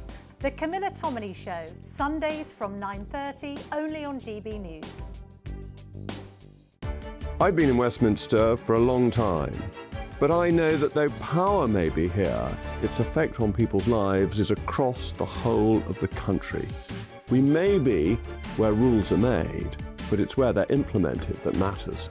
Join me, Jacob Rees-Mogg, for forthright and frank discussion on where Britain has come from, where it's going, and where it will end up. That's State of the Nation, Monday to Thursday, 8 to 9 o'clock. Vox Populi, Vox Dei. Britain is not just a geographical expression. We are a people bound together by history and culture that are distinctively British. Join me to celebrate our music, theatre, artworks and literature, which we can explore and enjoy together. Everybody's welcome. Sunday with Michael Portillo. Every Sunday at 11 a.m. on GB News, the People's Channel, Britain's news channel. As soon as it hits 11 and the headlines come in, The Late Edition brings you the breaking news from all the front pages. because the news is going to happen. So get a head start today. Patrick Christie's tonight, Late Edition. Alex Armstrong tonight, Late Edition. From 11 o'clock every night. Only on GB News, the People's Channel, Britain's news channel. Bold. They are under no illusion. Ray. Are you a human trafficker? Boundless. I've had enough of the nonsense, and I'm not afraid to say it. Don't get this on the BBC. Every weeknight, I tear through the headlines. The smell of gasoline. Should we be worried about it? From Westminster madness to cultural war chaos. What I'm going to do now, they are throwing things out the car as we speak. Get ready, Britain. Here we go. Patrick Christie tonight, weeknights from 9 p.m, only on GB News, Britain's news channel. Tributes continue to pour in for the 7 victims of that horrific tragedy, that wrong-way collision on the A66 yesterday, including 2 brave police officers who were killed in the early hours of Saturday morning. Their names were PC Matthew Blades, who was 37 years old, and PC Tom Clow, who was 38. Both died when a Volkswagen Passat travelling the wrong way along the A66 near Middlesbrough collided with their marked police vehicle. PC Clow, as we found out today, was a veteran who served in Iraq and Afghanistan and has been described by his family as their hero. And I think perhaps the country will join them in saying that today, a hero to all of us. They say he proudly fought for his country and was always on public duty throughout his short life. The crash also claimed the lives of 5 young men aged between 16 and 23. You know, this really is one of those stories. The more information that comes out about it, the more tragic it is. And you just feel for the brave police officers who are putting their lives in danger every single day. 2 men have lost their lives as a result of putting their country first, putting our safety first, travelling in dangerous circumstances, high speed. I guess, you know, Peter, I'll start with you. You've been in the force yourself. How must people be feeling in the force right now? Policing is a unique job. If you want to be rich or you want to be universally popular, don't sign up to do it. Yeah. In return for a salary that some people might sneer at, we ask, in fact, we demand that our police officers run towards the samurai sword, the zombie knife, the loaded firearm, the dangerous, the deluded, the fixated, the mentally unwell, the irresponsible who take too many drugs or too much alcohol, and much, much more. They also come to people's aid in their very, very worst times. They stem the flow of blood, they cover the wound, they go to homes and deliver the messages that people never, ever want to receive. As a result of this very unusual and unique role that we ask our officers to undertake, they do, sadly, from time to time, pay the ultimate sacrifice and lose their lives.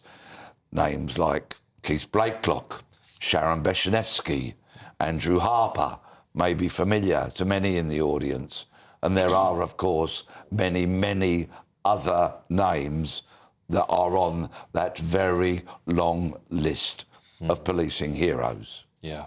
Sadly, this weekend, we have to add the names of Matthew Blades and Tom Clough. May their courageous souls rest in peace. May their names live forevermore. Yeah, I think we can all concur with all those words there, Peter. Thank you. So beautifully put. Bill, it's a very dangerous time to be a police officer. So I guess there's probably never been a time when it's not a dangerous job. And I think this story highlights the human side. I know we often don't talk about the human side of policing because there's a lot of stories now about the administration, about the behind-the-scenes stuff that impacts day-to-day policing. But this really was officers rushing to a scene, driving fast. They're having to drive fast to get there quickly and have met tragedy along the way. It's appalling. It is a tragedy, and 2 police officers who were doing their level best to protect all of us to be killed in this shocking way is appalling and is unacceptable. And my heart goes out to their families and friends, but they are a credit to the job that they do, trying to protect us all. In terms of what happened here, there's a bit more to this that really enrages me. There is almost an industry now of young people who are filming themselves driving incredibly dangerously, then putting it on social media. There are 80 videos online of people doing this incredibly dangerous thing, putting their lives at risk, putting police officers' lives at risk, and it has to be stamped out. And it's another example of how the social media industry in this country and globally is out of control, and we need to tackle this problem. Yeah, we'll just bring some of the front pages a little bit early to you, because they are paying tribute today to. We'll put the Telegraph up first, of the victims of this crash, particularly our fine officers. Tom Clough, incredible man, a veteran of our country nonetheless as well. This man has done so much for Britain. Not only did he serve in 2 wars, an incredibly, a brave thing to do. Obviously, then decided to come back here and serve the British people directly as well. There can never be a greater honour extended to a man, and I hope that the government consider an honour for him in his passing, because I think he's a hero and a great role model for so many young people out there who are looking to find their place in society.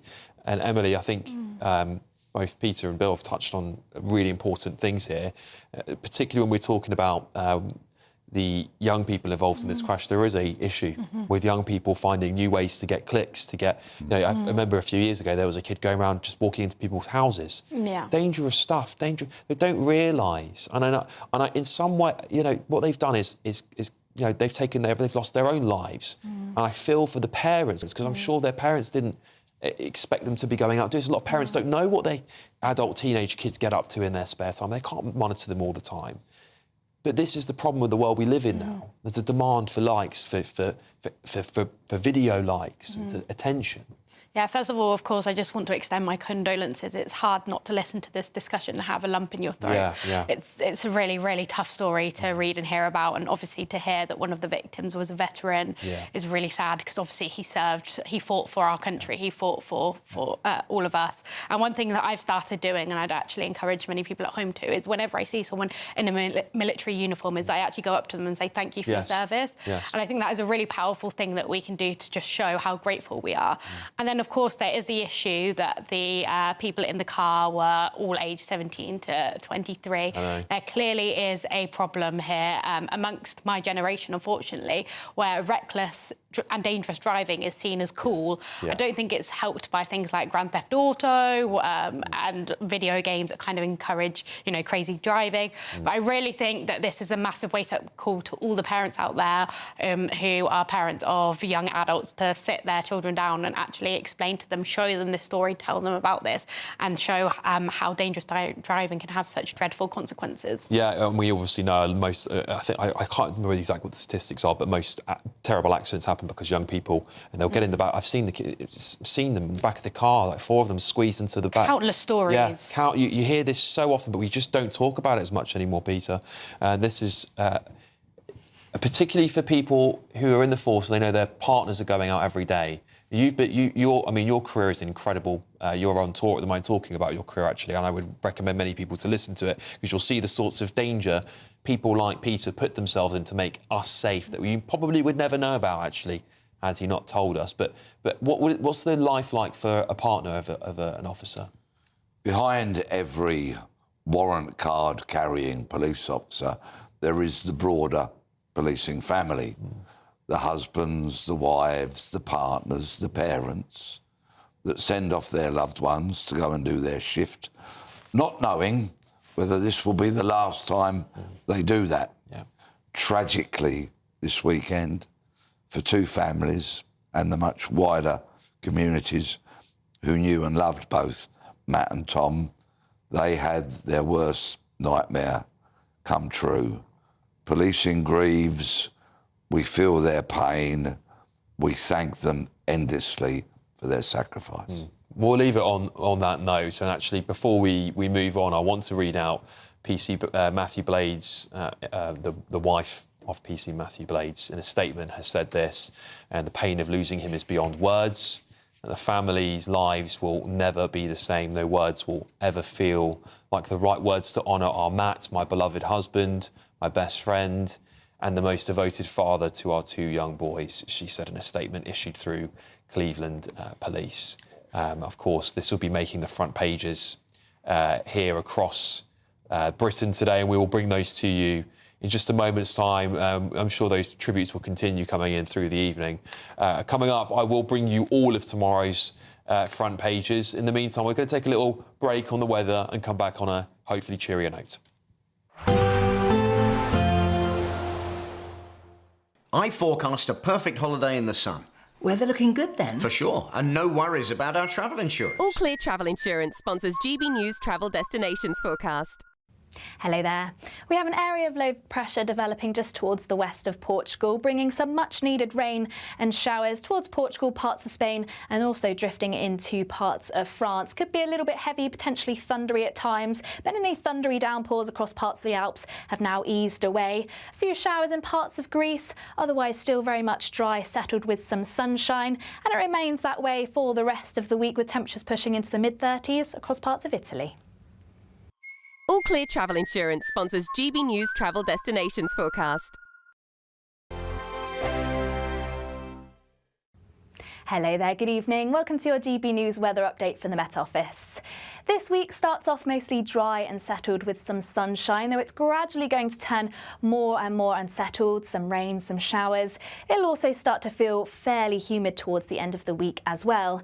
For the time being though, high pressure brings mostly dry, settled conditions across much of the country, some clear skies, especially across England and Wales, and even across Scotland, Northern Ireland, where it's been a bit cloudier this afternoon. We'll eventually start to see this cloud clear away. That does mean though temperatures are soon going to be dipping away. It's another chilly night, especially in countryside areas. Temperatures could drop down to around the low single figures. Now, to start off on Monday in much of Scotland, there'll be some brighter spells, perhaps the odd spot of mist and fog, a little bit cloudier towards the far north and northeast, where we could still potentially see the odd spot of rain.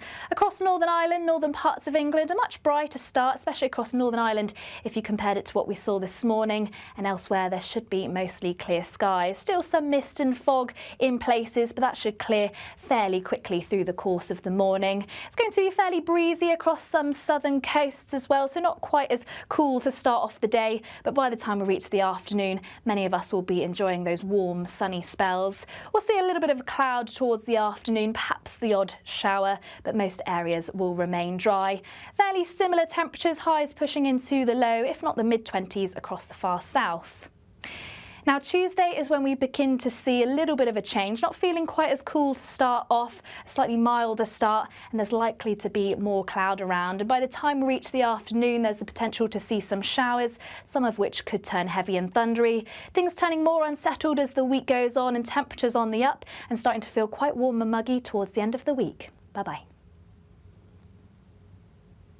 From cold mornings to warm family brunches, from football to tennis in the car, in the kitchen, GB News breakfast is there. With the stories you need and the conversations that matter. Anyway, let's talk business. Well, it has been a historic night in British politics. It's astonishing, isn't it? We're here again to start your day just right. GB News Breakfast. Every morning from 6 a.m. Only on GB News. Britain's news channel. You want to know what's really going on in the corridors of power? Labour don't know what to do with you half the time, and that makes you quite lethal in the chamber. Get behind the headlines with Chopper's Political Podcast. Join me, Christopher Hope, as I sit down with the great and the good of British politics. We'll see where this ruling takes us. These are the stories shaping our nation. Chopper's Political Podcast, available now on all platforms. Listen in and stay ahead.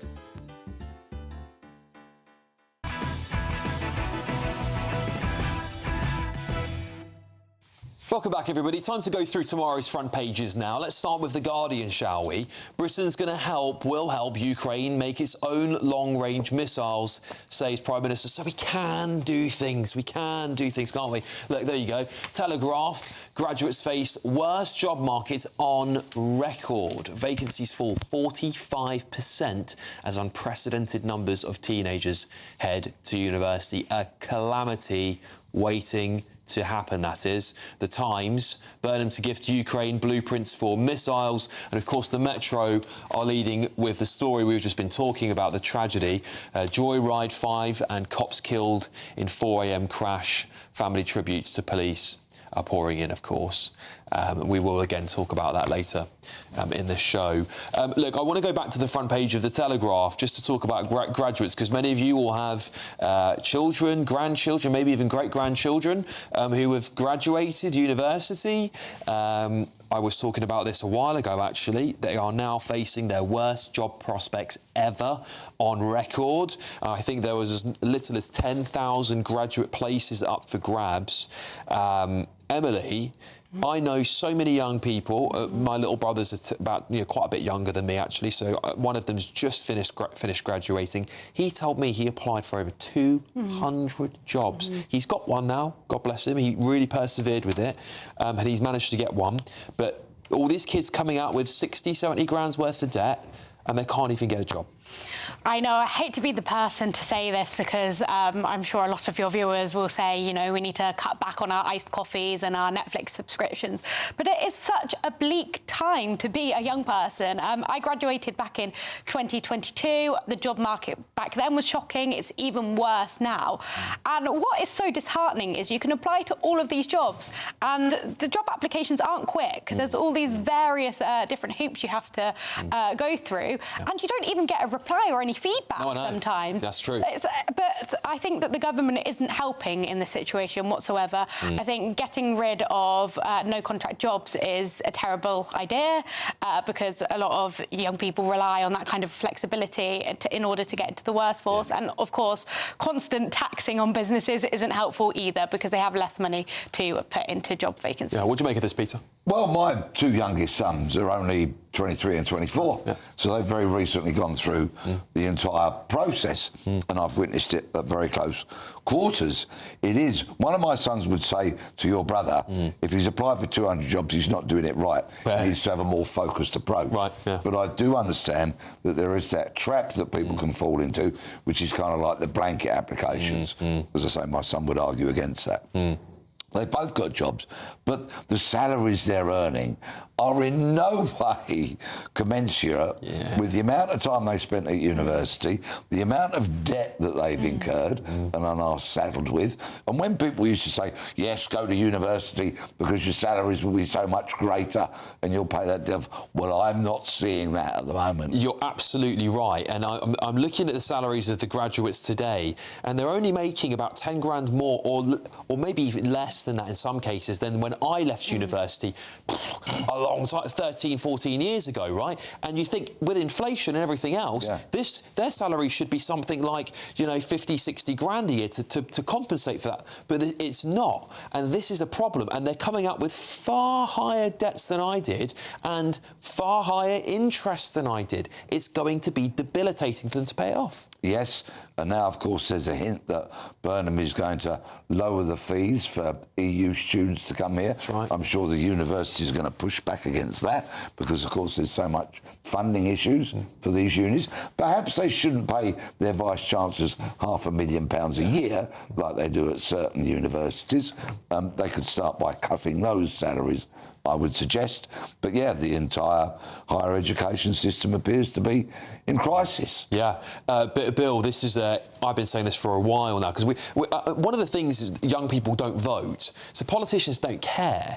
We know this is the truth. I mean, I know, I've worked in this industry long enough, worked in Parliament myself. Young people just don't matter until they get older. And you're going to start seeing the Emily Hewittson's generation coming up, getting very political soon, and they're going to be knocking on your mates' doors going, hey, what are you doing about that interest, that debt you've got, which is basically like a mortgage?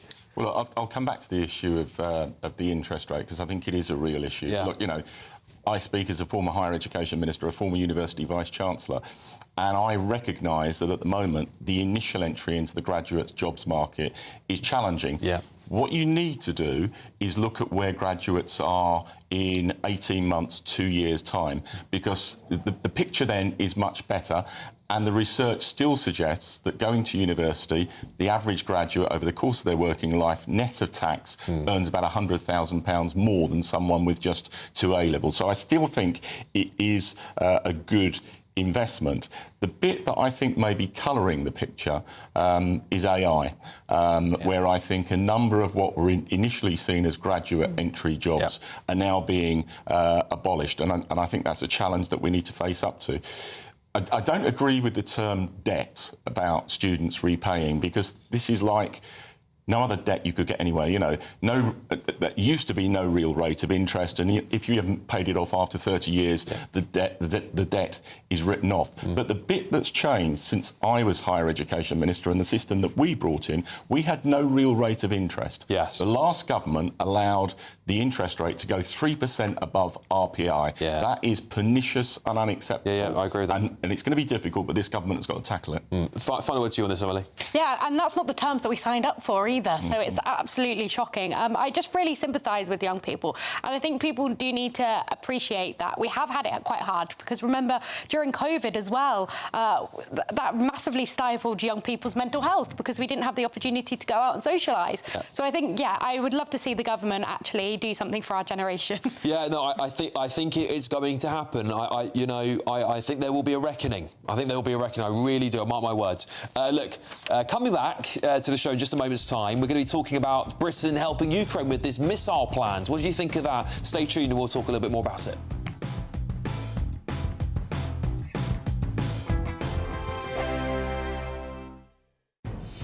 Good afternoon, Britain. Weekdays from midday. I remember it vividly, the first dogfight over Biggin Hill, over New Addington. And this particular morning, the war started. My mother had asked me to go and get her a pint of beer from she wasn't a drunkard or anything, but she liked to drink on a Sunday morning. So she said, "Well, son," she said, "go down and get me a bottle of beer, will you?" I mean, all was quiet in the Western Front. So I said, "Yes, Mum."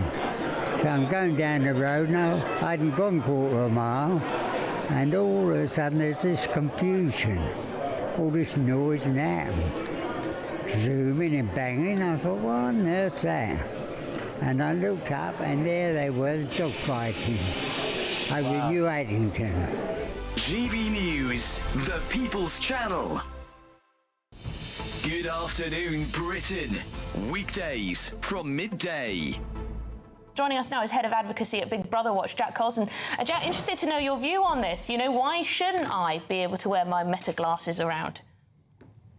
Well, certainly there are times and places where Meta glasses might be of use, particularly for those with visual impairments. The technology really could be a breakthrough, but we see these as the tip of an iceberg. Meta's glasses have already been potentially linked to facial recognition technology, which really would be a stalker's charter.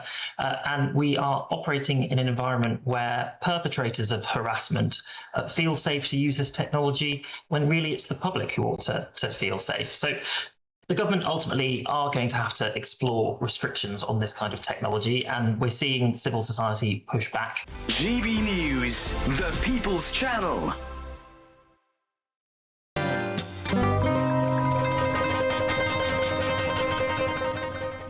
I have a real treat for you, because I have found women. Yes, and these women are badly behaved in Benidorm, and they've been here for... How long have you been here? Since Tuesday. Yeah, just a week this time. Normally we do 2 weeks, but just a week this time. And whereabouts in the UK are you from? From Surrey. Surrey. Manchester. Salford. Doncaster. Quite the mix, I would say. Are you getting ready to go into the Strip? Oh, 100%. Yeah, why not? It's iconic. We do culture first and then the Strip. That's the right way round, right? If you say so. Will you be out on the Strip? Most definitely, yet again. And what's so attractive about it? What, the strip or the culture? The strip. What am I allowed to say on TV? GB News, the People's Channel.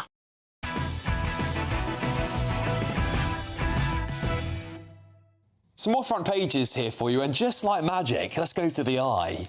Burnham open to cutting uni fees for EU students as a bargaining chip for a better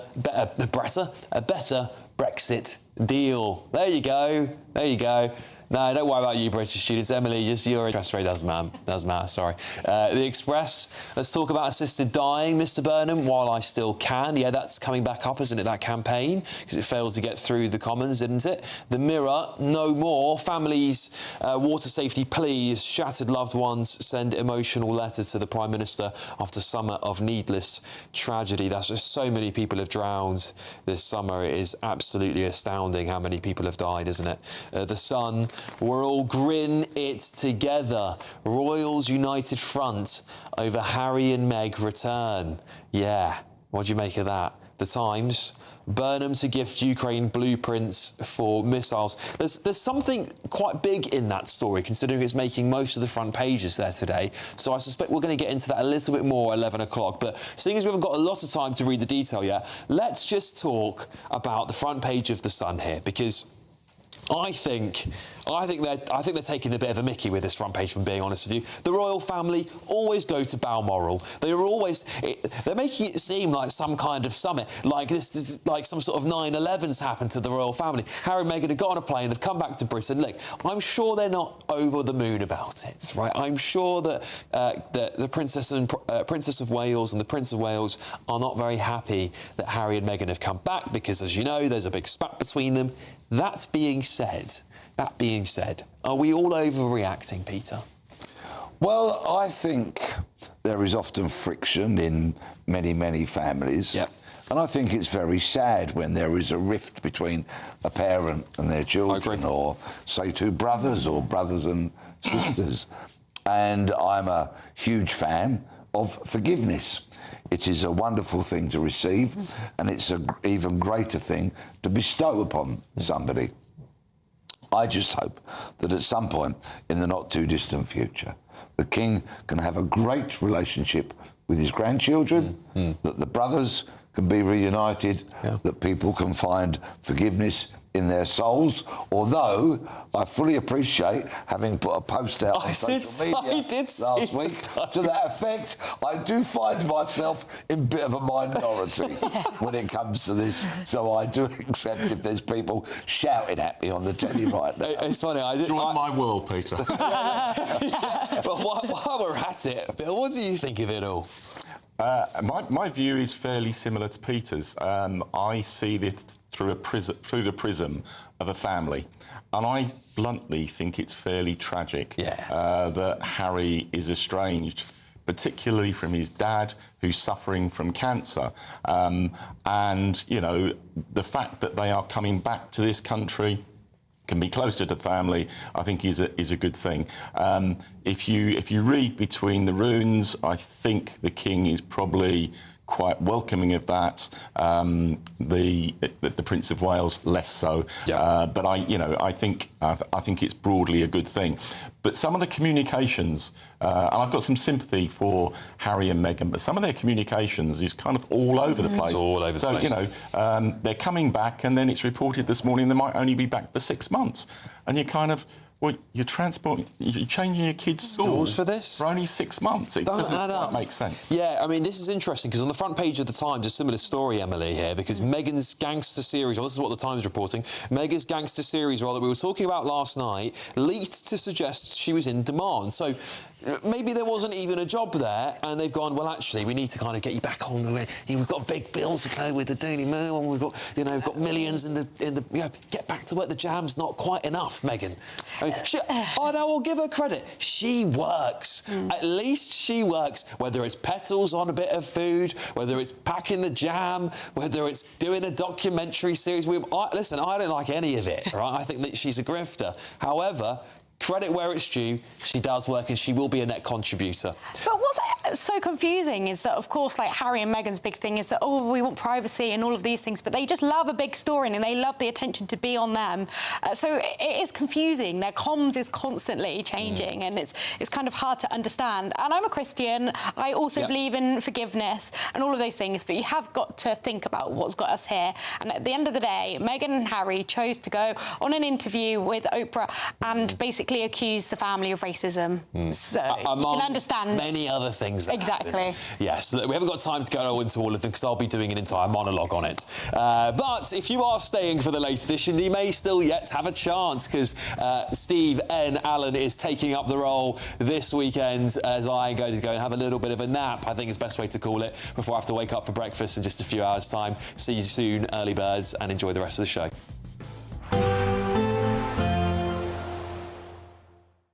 Expect warm spells with the odd rude interruption.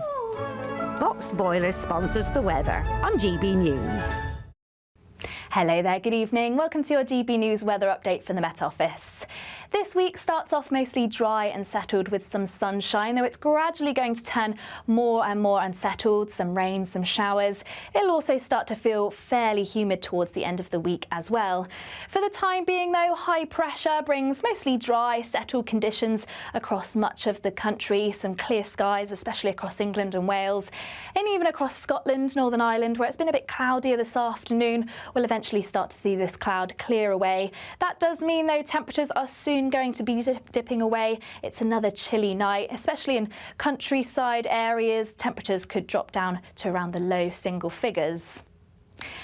Now, to start off on Monday in much of Scotland, there'll be some brighter spells, perhaps the odd spot of mist and fog, a little bit cloudier towards the far north and northeast, where we could still potentially see the odd spot of rain. Across Northern Ireland, northern parts of England, a much brighter start, especially across Northern Ireland if you compared it to what we saw this morning, and elsewhere there should be mostly clear skies. Still some mist and fog in places, but that should clear fairly quickly through the course of the morning. It's going to be fairly breezy across some southern coasts as well, so not quite as cool to start off the day, but by the time we reach the afternoon, many of us will be enjoying those warm, sunny spells. We'll see a little bit of a cloud towards the afternoon, perhaps the odd shower, but most areas will remain dry. Fairly similar temperatures, highs pushing into the low, if not the mid-20s across the far south.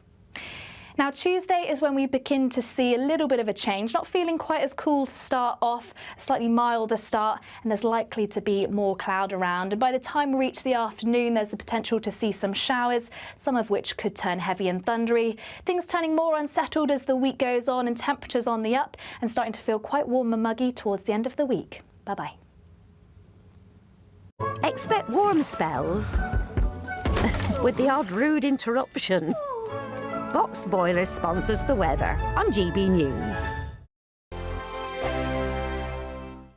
It's brand new and it's the big one. Courtesy of Marquis Leisure, you could win this brand new 4-berth motorhome. But that's just the beginning, as we'll also give you a whopping £35,000 in tax-free cash to spend, save, or just to use to enjoy adventures in your new motorhome. For a chance to win, text prize to 63225. One entry costs £2.50 plus one standard network rate message. Or text bonus to 63225. 5 entries cost £5 plus one standard network rate message. Go to gbnews.com/win. Entries start at £2.50. Call 0903 686 3232. Calls cost £2.50 plus your network access charge. Or post your name and number to GB23 PO Box 8690 Derby DE1 9TT. UK only. Entrance must be 18 or over. Lines close at 4 p.m. on the 23rd of October. Please check the closing time if listening or watching on demand.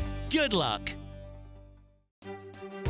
Some people enjoy lazy Sunday mornings, but not me. What's the truth of the matter? So that's a very live question. Would you support him if he waters down these plans? Before the spin sets in, I'll be getting to the truth. This is personal. No soft questions, no easy answers. It's one thing if the state has rules in this country. It's another thing whether the police and others actually police them. Setting the agenda and holding those in power to account. You can't really blame her if the system is set up this way. You will not want to miss it, trust me.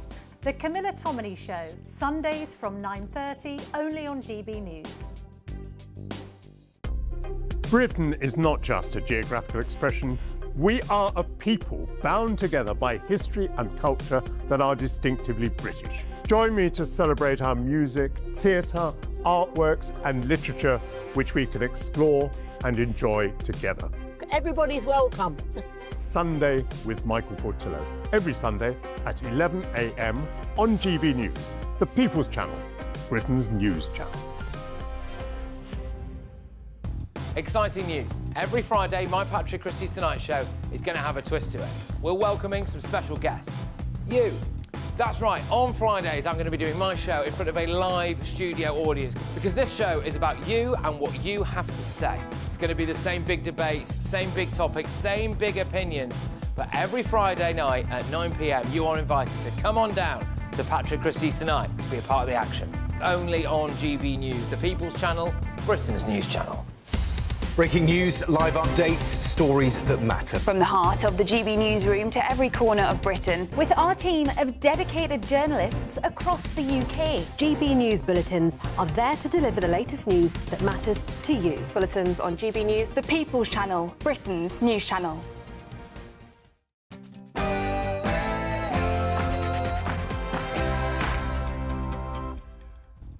I'm Stephen Allen, and this is Alex Armstrong Tonight, Late Edition. We are providing support so that Ukraine can defend itself, and that's been the British position all the way through this conflict by previous Prime Ministers. It remains the case with me. We are not fair weather friends. We will be there in Ukraine's hour of need, and that won't change. Andy Burnham pledges more support for Ukraine, providing the blueprint to help them make their own long-range missiles. And this is an incredibly sad day for Cleveland. The loss has been felt across our communities, by our police family, and by... Tributes are flowing for the two police officers, one a veteran killed in a head-on car crash in Middlesbrough. Plus... Listen, baby, ain't no mountain high, ain't no valley low, ain't no river wide enough, baby. Put down the pepper spray. The Greens are calling for the police to lose their tasers and pepper spray. Plus, the Royals put on a united front at Balmoral as new details suggest Meghan's gangster role was leaked to suggest that she was in demand. I wasn't surprised when two Jews were stabbed in Golders Green in London. I wasn't surprised at the attack on Heaton Park Synagogue in Manchester. We have an exclusive chat with Miri McKelly of Israel TV on the rise of anti-Semitism in the UK. Joining me this evening, former Scotland Yard detective Peter Bleksley, former Labour MP Bill Rammell, and GB News contributor and comedian Paul Cox. But first, let's check on the Robot Olympics in Beijing.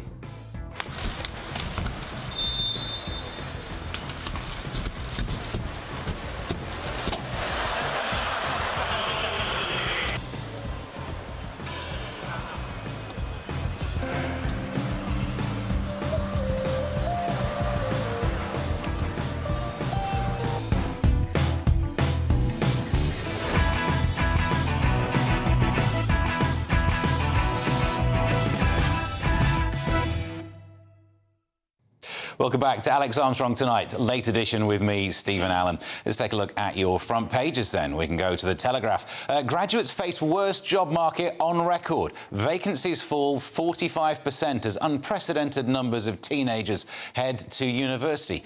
The Guardian gives us Britain will help Ukraine make its own long-range missiles, say PM. We'll get into that shortly. The Metro, Joyride 5 and cops killed in 4 a.m. crash. Family tributes to police after tragedy. The I paper has Burnham open to cutting uni fees for EU students as bargaining chip for better Brexit deal. The Express says, let's talk about assisted dying, Mr. Burnham, while I still can. The Mirror, no more. Families' water safety plea, shattered loved ones send emotion letter to the PM after a summer of needless tragedy.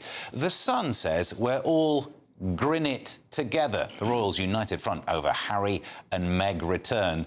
The Times says Burnham to gift Ukraine blueprints for missiles.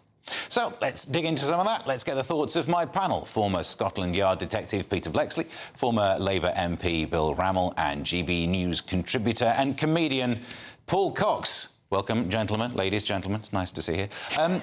So we Where's can... the lady? Well, I'm just being polite, just so you can't tell. Just in case, you never know. Odds are it's you, though, if we're brutally honest, isn't it? Yeah. So let's start. And the one that we start with, first of all, we're going to be looking at the Guardian that we've got going here. Britain will help Ukraine make its own long-range missiles, says PM. Bill, I'll turn to you on this one because, look, what's going to happen? We're going to get sabre-rattling? Are we getting ourselves more involved in something that we should be worried about? I think we're doing the right thing. I mean, you know, you need to scroll back. The Russian invasion of Ukraine was utterly wrong. You know, if it is allowed to go unchecked, it's not only horrendous for the people of Ukraine, but where next for Russia under Putin and under successive governments, you know, going back to Boris Johnson, Rishi Sunak, Keir Starmer, Andy Burnham, we've made very clear, rightly in my view, our support for the people of Ukraine. But there's another element of this. I was reading a fascinating but worrying research paper the other day about the way that technology and drones is kind of levelling the playing field in terms of military conflict. You know, you would have expected, given the relative strength of the countries, that by now Russia would have defeated Ukraine. Yeah. You would have expected that the United States would have defeated Iran by now. Neither has happened. And in a sense, that means we're in a more dangerous international situation. But on the specifics of this, I think it's absolutely right that we are supporting Ukraine. Peter, what do you think? I mean, that argument could also be, why did we not do more before now? Why have we stood by the side afraid of getting Putin angry? Boom, correct. This dreadful attritional war that has dragged on for years and years and years and cost so many hundreds of thousands, if not millions of lives, could have all been over very, very long time ago. If only we hadn't had pathetically coward politicians, as per usual, in this country, who bottled it. If only we'd had a leader worthy of the title who'd gathered together a coalition of NATO forces and we could have spanked Putin's backside and sent all his military men, those who survived, back to Russia to think again. But no. The politicians bottled it, and we're now in a much worse situation exactly because of that. We had the coalition of the willing. They were willing. Yeah, were they able? Oh, no, they weren't, were they? No, it's all talk. No. Just chat. It's just chat. I called them the coalition of the willies. Yeah. Because that's how they look to me a little bit. It's very interesting because what we're seeing is two different wars being supported politically differently. So arguably what you've got is the war in Ukraine, which is very much supported by the West, and I support it too. Peter's right, lots could be done better, and perhaps we should share these blueprints, but it's going to make the Russians angry. But that was a war that we saw was right and just. Whereas in Iran, because Donald Trump has led the war and may not have done it as people wanted, we're seeing that as not right and not just. I heard the rather robust conversation at 10 o'clock between you chaps, and, you know, it invokes a lot of emotion because we just, you know, we are under attack. There is a hybrid war going on across the planet one way or the other. And I think things like this, for me, really do highlight the political differences between each war, when ultimately we have a side. One is the side that we're on, and one is the side that we're not on. But for whatever reason, I don't know if it's because we've had many years of peace in the West, we seem to feel comfortable enough to choose the enemy sometimes, in which case I'm really talking about Iran. Because I do feel if you aren't supportive of Trump, you are choosing Iran.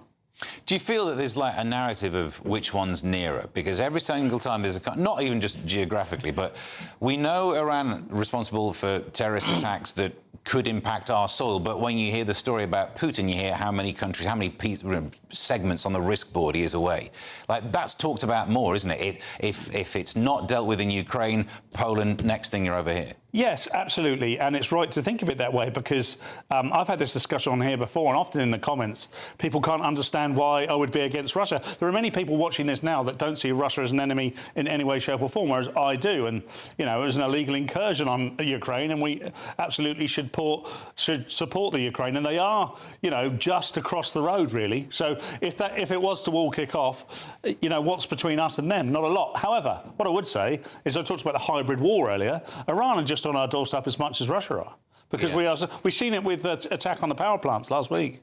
Yeah, but a different, again, hybrid, not just drones versus long-range missiles, but this cyber warfare thing we've got to worry about. Is that part of the worry here, then? So we're getting involved. Previously, we were involved in some of our missiles being used actually inside Russia, and there were, you know, threats. I mean, the thing is, the idea of saber rattling is all very well, but the sabres are rattled anyway. Every week there seems to be some sort of a buzzing of our jets. Every so often there's some submarine from Russia has a good old sniff of our internet cables. We're already involved in this deeper than often we talk about. But what we're doing is giving Ukraine the capability to defend itself. I have to say, I'm quite shocked what I heard Peter say. You want a coalition of the willing to engage in direct military confrontation with nuclear-armed Russia? Is that yes? Really? I said that years ago. Yeah, the minute they tried to march into Kyiv, I wanted. Hang on, you asked me a question. I'm answering it. The minute they marched into Kyiv, I said we should gather together a coalition and repel them all the way back to Moscow with our size 11s up their rear end just to teach them a lesson. And I'm really glad, Peter, you are nowhere near decision-making in the military. That would run the real risk of leading to nuclear configuration. You're a would be bottle the end job. of the plan. You're a bottle job. And that's nonsense. And that is why people like Putin and the Iranian regime take the mickey out of us, because they know there's weak, yellow-bellied people like you in power who have got no And bottle. that is simplistic, naive, dangerous nonsense. Well, there you go. You're welcome to your opinion, of course, but you're wrong. We're in the situation where Russia's already withdrawing ambassadors. So this is the... are your fears becoming true? No, I don't. You know, there's always pressure, there's always threats when you're dealing with the Russians, but there's light years difference between that and actually launching military attacks on Russia. That would be such an escalatory act for any NATO country to take on, and it really, really would be serious and possibly could lead to a third world war. Yeah. So, you cowardly and pathetic politicians, not only will you not stand up to despots, but you allow people to flood into this country, you allow people to take the mickey out of the welfare system, you allow discipline to disappear, and look at the state of our country. And that's all down to you and your like, whatever your political persuasion. And I say what you and your like would put the world at risk of nuclear conflagration. And thank God you're nowhere near power, Peter. You know, not at the moment. If you were near power... Prime Minister Blexley. But if you were near power, do you not worry that for all the best will in the world, we don't have the kit, we've got like 3.5 soldiers and half a ship?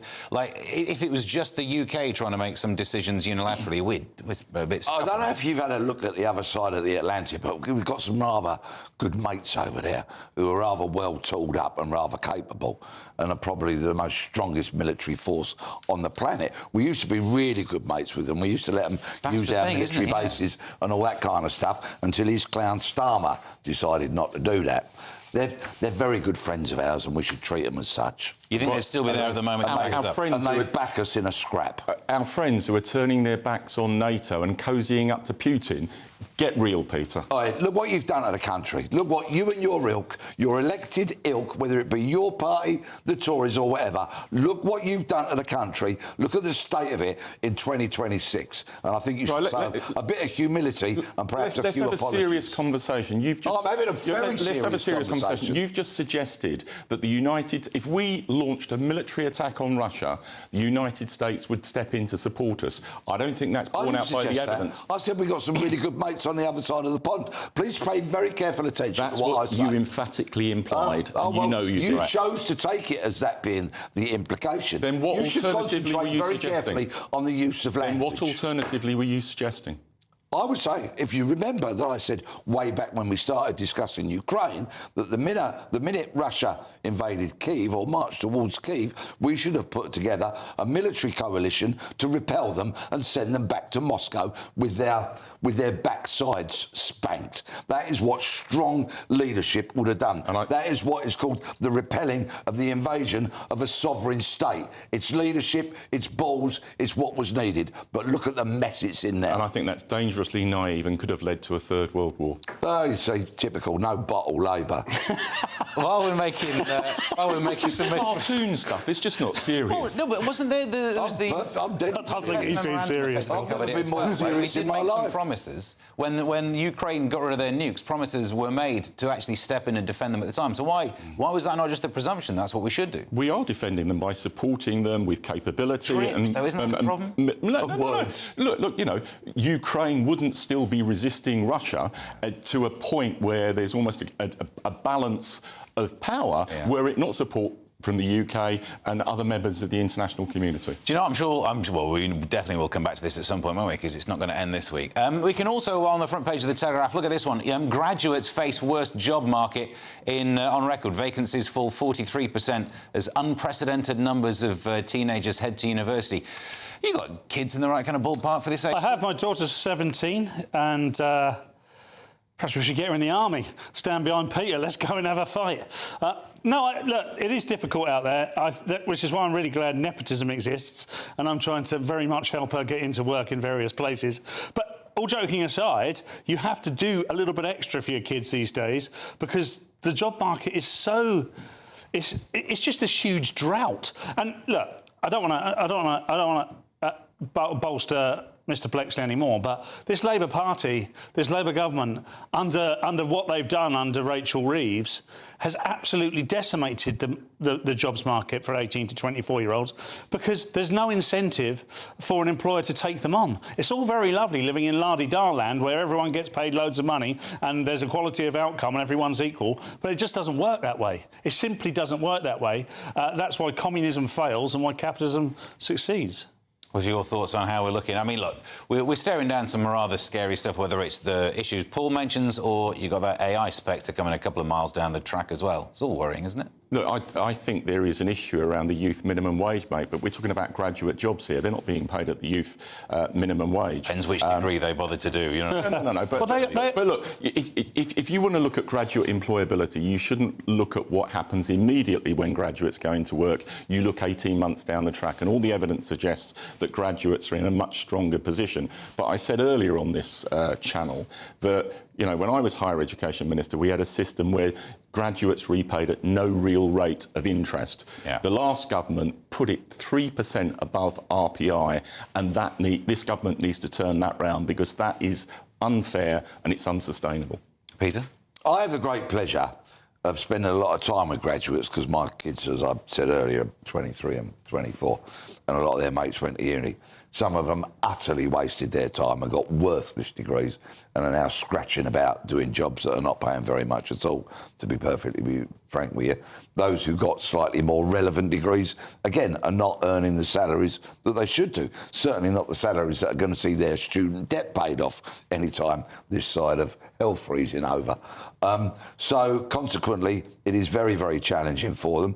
They do have my sympathy, although I do think the whole Blair, when we rewind however many years it was, and him saying 50% go to uni, was absolute pie-in-the-sky drivel nonsense. People should have gone out there, got jobs appropriate to their skills, with appropriate training. We need more apprenticeships. But once again, the politicians, they've just made it a very messy and difficult landscape for the youngsters. Do you know what? I've heard the arguments over the years that there's too many people going to university, but it's never the kids and the grandkids of the people who are arguing that shouldn't go to university. It's someone else's kids who shouldn't go to university. Yeah, no, I get what you're saying there, but that's obviously how people view things. We've all got a slight bias in our own family. You want your kids to do well, but when you do have people with degrees in golf course management and David Beckham studies and Harry Potter, and then you wonder why they don't have jobs. I mean, I don't know how many people David Beckham would employ, and would he require them to have a degree in him first? I don't think there's a degree in David Beckham studies anyway. For 50% of everyone to go to university, are all of those degrees necessary to get the job? Well, a lot of them, are actually technical subjects that people say they want. It's nursing, it's teaching, it's applied science. It's a whole range of programmes like that. And the 50% target, and it was an aspiration, and we've exceeded it, but we're still behind major competitors in terms of the proportion of people who go to university. Look at somewhere like South Korea, one of the most successful economies in the world. 75% of people go to university. Yeah, but I'm sure in South Korea they're not doing the aforementioned rather useless degrees. Every time we make these arbitrary comparisons, by comparison, we're doing X, Y and Z. Who cares? Do you remember when the UK and Great Britain used to lead the world in things? Now we're like, look at, mumbo-jumbo land, they're doing much better than us. We're like, who cares? Who cares what anyone else is doing? But let's have a serious discussion, Paul, about what degrees get you the best outcomes. Over the years, I've constantly heard from people who are pillorying people going to university, there's too many people studying media studies. Look at the evidence. Media studies degrees give you one of the best graduate outcomes in this country. OK, what about criminology? Yeah. It's got a good degree of graduate employability. Cobblers, there's a whole raft of people unemployed with criminology degrees. I speak to them regularly. Yeah, well, this is the problem, isn't it? You were talking about nursing degrees earlier. People find it very difficult. Through personal experience, I know someone who studied to become a paramedic, did all the qualifications, no job for them. No job for a paramedic. There just aren't the jobs available. And this is not anecdotal. You just have to look a little bit closer. What we've done is taken our eye off the ball, and we've got everybody qualified up to the eyeballs in things that we don't seem to have any jobs in, or we don't seem to have any requirements for. I've got this issue, it's not an issue. My daughter's 17, there's no issues with 17-year-olds. But she's very much into graphic design and art. She's looking at doing product design. Nearly all of that could be taken away by AI overnight. So it's like, OK, what's she going to do? But these are the things that she's interested in. But I want to make sure, like Peter said, if she goes and does a university degree, that it's not just a life experience for 4 years with 50 grand's worth of debt. I want her to come out and I want her to be able to use that in some way. Now, obviously, I've got an electronics degree, and that's why I'm doing this now. But I did learn a lot from that, and I did it as a work placement. I think there's a lot to be said for training, apprenticeships, graduate schemes, all these things where people are getting work qualifications. You can go into the police without a criminology degree and get your way through the ranks. Like Peter, did you have a criminology degree, Peter? No, I had 2 O-levels, one in metalwork and one in biology. If you want your cap welded, I'm your man. Fantastic stuff. Right, we're about to crack on. Coming up, we have an exclusive chat with Miriam Kelly of Israeli TV on the rise of anti-Semitism in the UK. This is Alex Armstrong Tonight, late edition.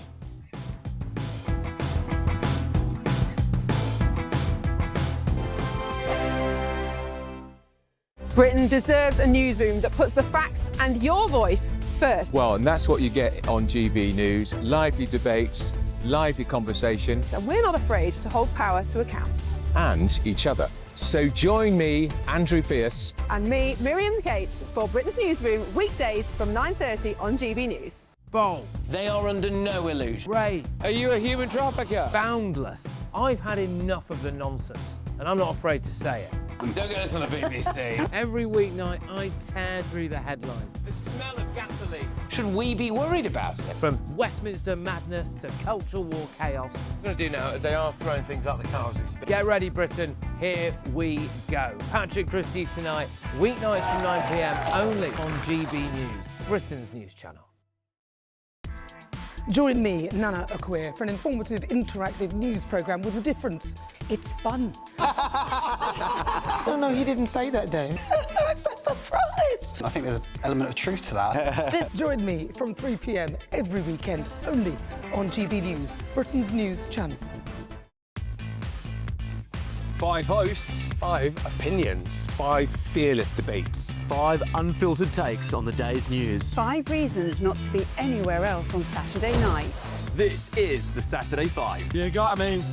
You got me good there. Britain's biggest Saturday night TV show. It's not a bad brand. Yeah. Uncensored. Very, very racist tonight. On the unpredictable. What does she say? Can you translate it for us? And always entertaining. And how can a country go from being led by William Wallace Saturday nights from 6 p.m. only on GB News, the People's Channel. Britain's news channel. You're going to want to stay tuned, trust me.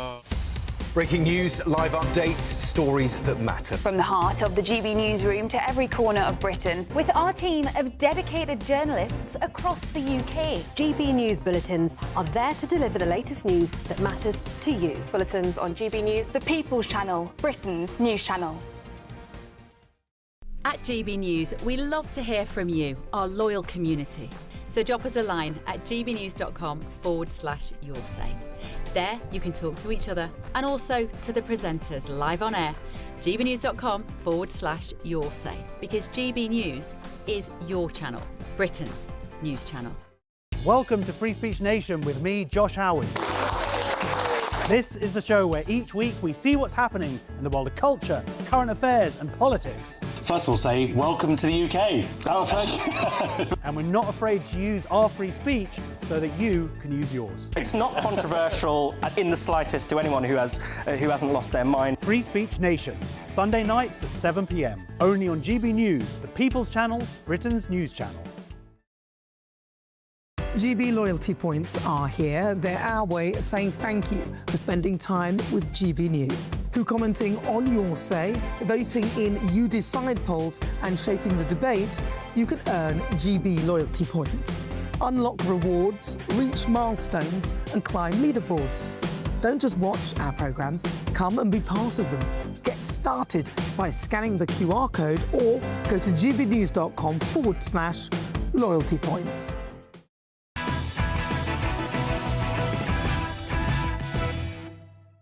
Welcome back to Alex Armstrong Tonight, late edition with me, Stephen Allen. Now, anti-Semitism in the UK appears to be getting worse. New figures showing the number of anti-Semitic incidents recorded across Britain rose by a fifth in the first half of 2026 compared with the same period just last year. Jewish communities continue to live in fear, but is enough being done to tackle the violence and the hatred directed towards them? Well, GB News' Charlie Peters spoke exclusively to I24 News chief news anchor Miriam McKelly about the current state of anti-Semitism in the UK.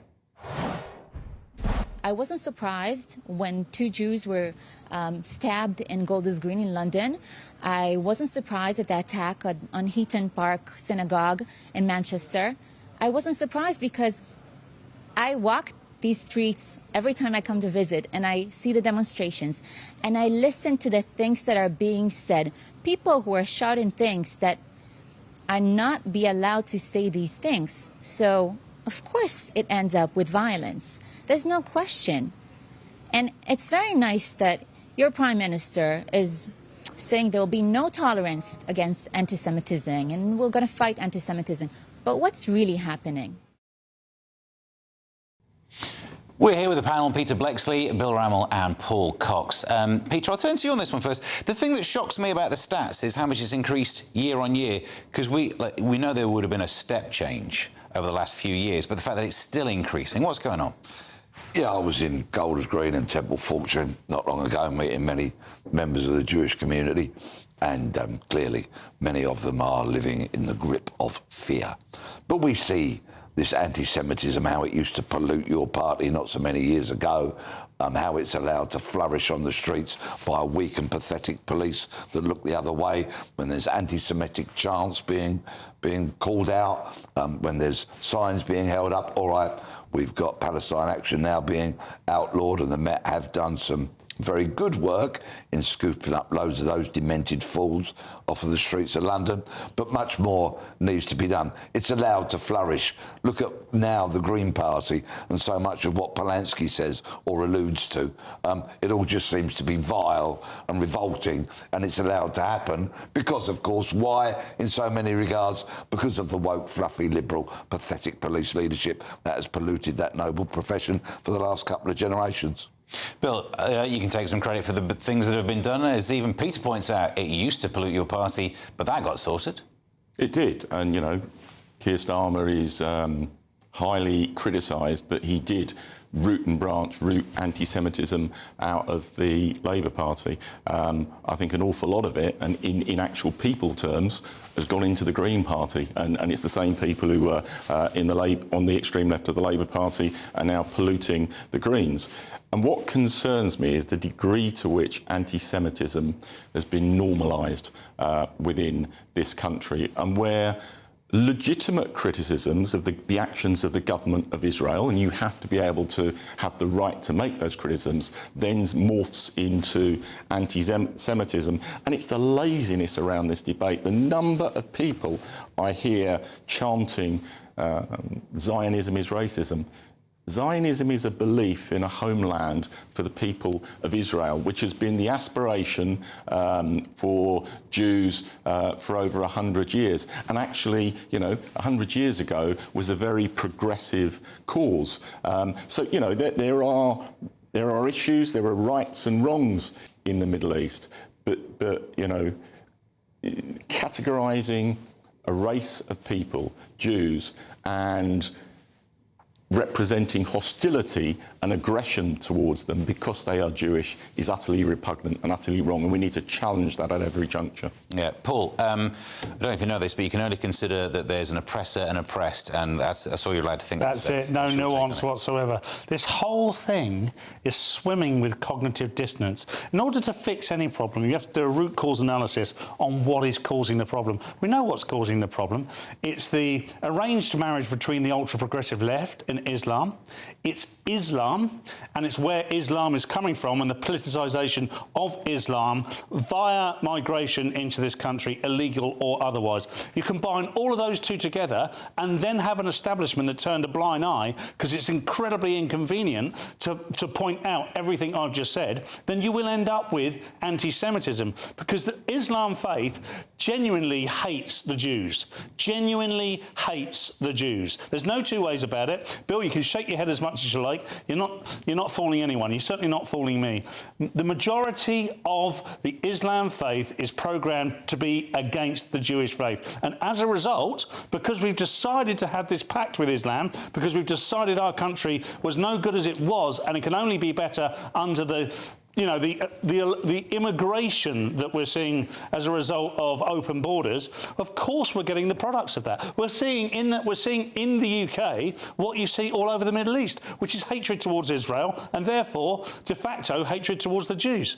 Bill, I imagine you might want to come back on that. Yeah, look, it's good for a soundbite, Paul, but the vast majority... I don't think the people in Golders Green or Manchester think it's a soundbite, Bill. But in characterising it as a left Islamist issue, the vast majority of... You're turning a blind eye. Hold on, I'm not. I stand up for Jewish people and support them all the time. But the vast majority of Muslims in this country are not anti-Semitic and do not oppose Jewish people. And there's a bit of your analysis that is missing something out. It's not just on the extreme left that there is anti-Semitism. Listen to Restore UK. But this is where that anti-Semitism is even more We've graphic. known for a century that the far right harbour anti-Jewish sentiment. We've known that for a century. In fact, I don't know if you've seen all the documentaries about the 1940s. It was quite prevalent.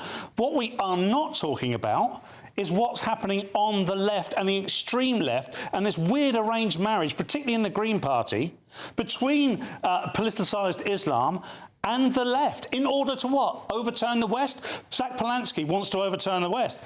Politicised Islam wants to overturn the West. Same goal, same outcome. You end up with Jew hatred. Yeah, and look, Stephen made the point, and I'm not for a minute going to stand up for the Greens and Zach Polanski, but the Labour Party under Keir Starmer took a determined stand to root anti-Semitism out of the party, and there is an unholy alliance on this issue between the far left and the far right, and it needs challenge wherever it occurs. We're running out of time on this one. All I will say is the first thing Andy Burnham did was say they got it wrong with regards to Palestine, which ignited the problem again. Keir Starmer recognised Palestine as a state. It's not a state. And then Burnham came in and said, we got it all wrong with regards to that, and fell down on the Gaza side, because he's trying to win the Greens back. This is why our country's going down a gurgler. Do you know what? I was talking to a prominent Jewish Labour peer in the House of Lords recently, and he'd gone on television to say it is not anti-Semitic to attack the actions of the government of Israel. You have to separate these issues. You have to be able to legitimately... You have to, no, I think for you to feel better. Not for me to feel better. No. Not you. People have a right really to legitimately criticise. That is really rich, coming from the party of whom so many of its slavish followers cannot distinguish between concerns over immigration and racism. Because all your lot go, if you're concerned about immigration, you're a far-right racist slut. Back to nuance. Listen, we're out of time on this one. I'm sure I'd be right to say that Zach Polanski and the Green Party would say that they would deny any accusations of anti-Semitism. Moving on then. Coming up, Harry and Meghan are making the front pages again, and we will cross live to Washington, D.C. This is Alex Armstrong Tonight, late edition.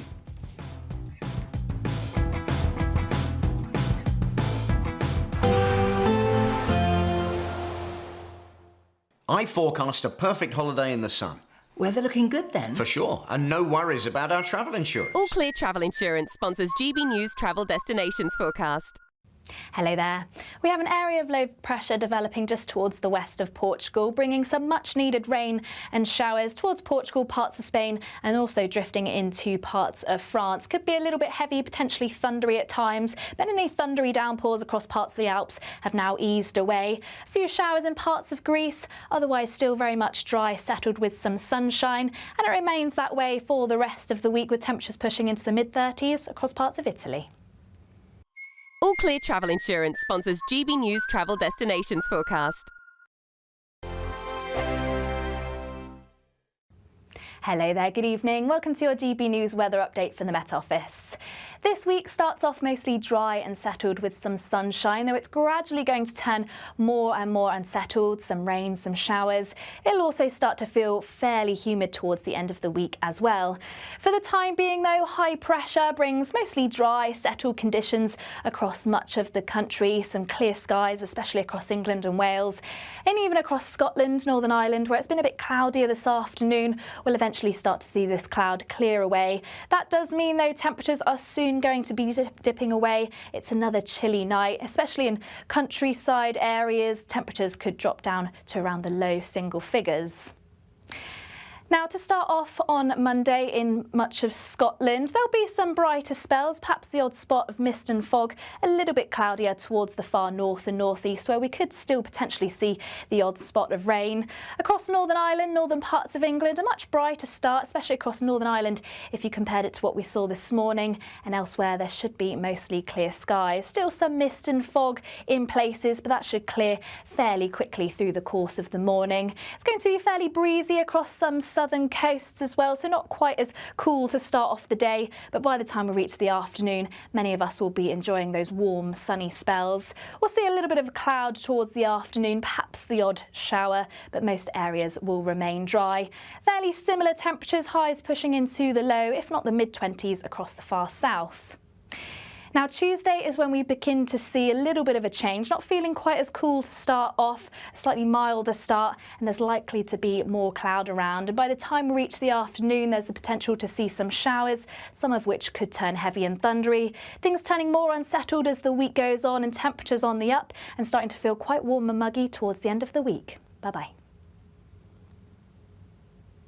From cold mornings to warm family brunches. From football to tennis in the car. In the kitchen. GB News Breakfast is there. With the stories you need and the conversations that matter. Anyway, let's talk business. Well, it has been a historic night in British politics. It's astonishing, isn't it? We're here again. To start your day just right. GB News Breakfast. Every morning from 6 a.m. Only on GB News. Britain's news channel. Hi, I'm Michelle Dewberry, and my show is your opportunity to cut through all the noise and dive in headfirst to some robust debates. Ideas clash. Situation, no, isn't it? No, because the failure is you're deliberately avoiding my point. Nothing's held back. And if you think this is the end of it, wait for more. And we do not shy away from the difficult stuff. Sometimes I want to shake people and say, if only you understood. So join me on Dubes & Co. weeknights at 6 p.m, only on GB News, Britain's news channel.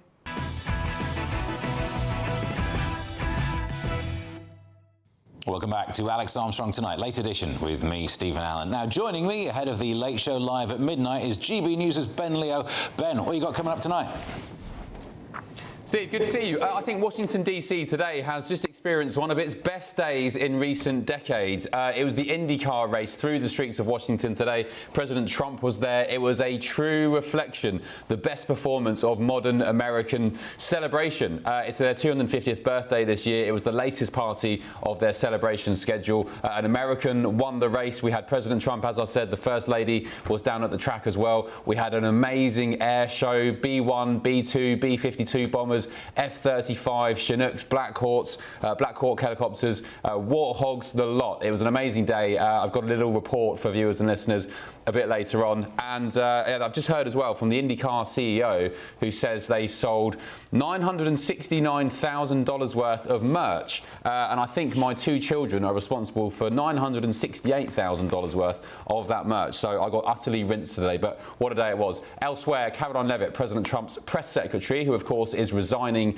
at the end of September. She has a new job, it's been announced. Details on that after midnight. If you can guess, viewers or listeners, let me know. gbnews.com/your say. What is Caroline Leavitt, who President Trump credits with being maybe the best press secretary ever to don that podium in the White House? What is she up to next? Steve. Hopefully there's a book coming out at some stage. We need some of that. Anyway, that's all on the way with Ben Leo later tonight. Let's move to the front page of The Sun, because it's this headline. We're all grinning together. It's the Royals having a united front over Harry and Meghan's return to the UK. Paul, are you excited for even more of this coverage? Well, look, I'm not particularly excited. I am a royalist. I like the monarchy. I'm not entirely in favour of this particular monarch to some degree, but he's doing the things he sees fit. We did have his mother for 70 years, and she was amazing. So that's the paradigm which I'm viewing it. But back to this story, Harry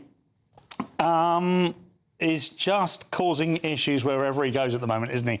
And I think this is going to be very difficult for Kate and Wills. As much as I don't want to, I think we're all going to be talking about this endlessly now, probably up until Christmas and beyond, because they're going to come back. There's going to be things that, you know, inherent within this story is Meghan making waves because she said she had a part in something that she might not have had a part in. She was trying to shape the narrative, yada, yada. This is all we ever see. And it's like, oh, my goodness, can't they just kiss and make up? That's the one side of it, isn't it? The kiss and make up is in terms of Harry and his dad. You've got to hope that happens.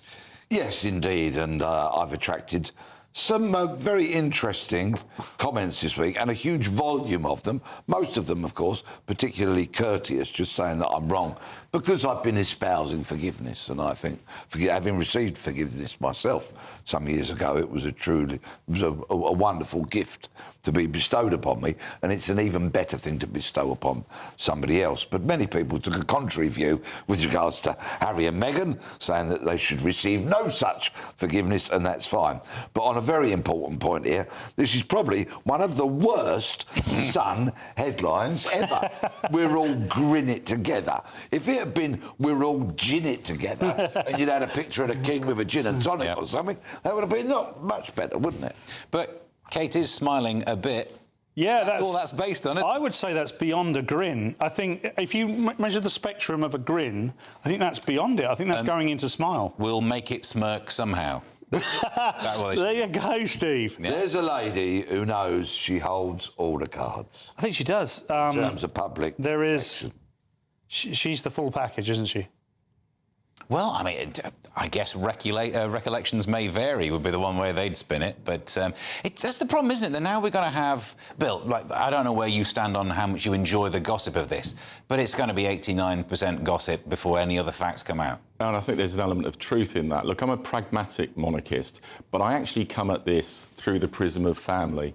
And I just think it's been tragic that at a time when his father, you know, is suffering from cancer, Harry and his family have been estranged and living overseas. So they're coming back. I think I welcome that.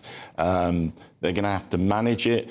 They're going to have to get better at their communications, because that is one criticism I'd make of Harry and Meghan. There's so many contradictory messages that come out in terms of what they're doing and why they're doing it. But, you know, I'll share a bit of Peter's pain. I'll make myself unpopular. I actually think, because a key component of this has been security, and I think Harry and his family should get security, because, you know, they are inevitably at risk. I've just checked, as Bill, members of the royal family. and you're already unpopular, so you didn't need to try.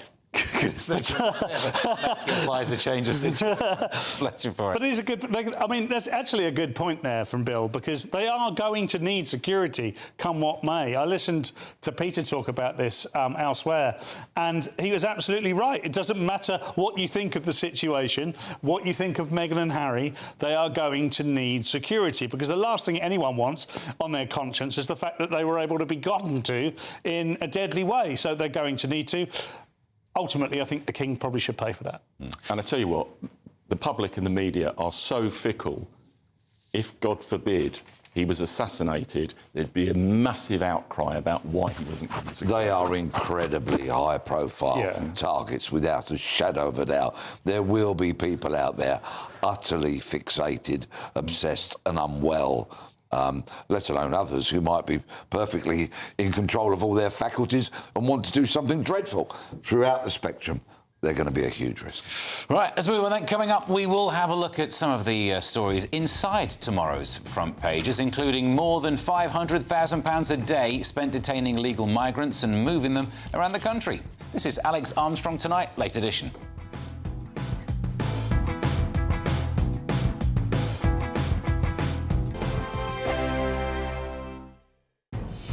Good afternoon, Britain.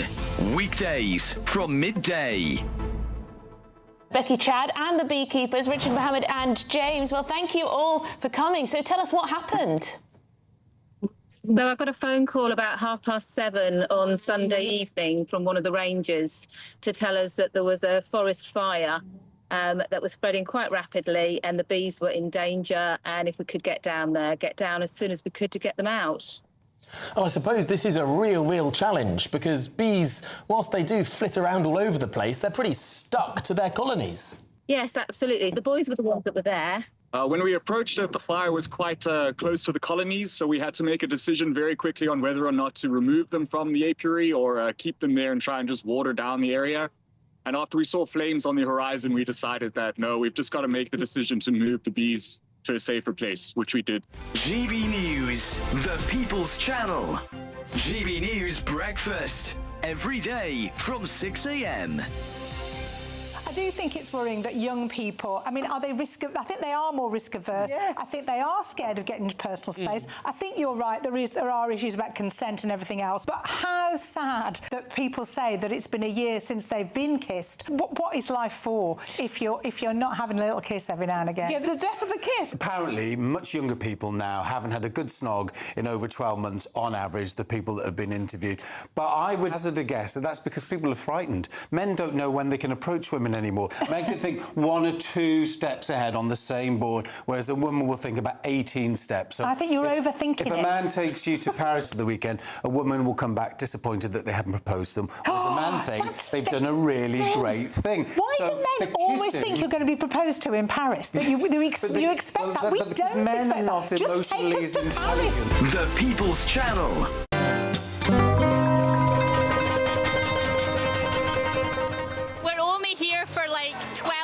We're flying home at 11 o'clock tonight.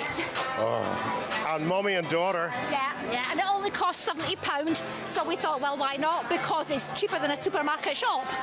Supermarket shop or spending the day in Benidorm with cheap booze. It's a no-brainer, isn't it? It's a no-brainer. And is there no chance you might just decide we're going to stay? No, because my husband would kill me. We did consider it, because I said to my mum earlier on, we might just stay and miss the flight, but she's not up for it.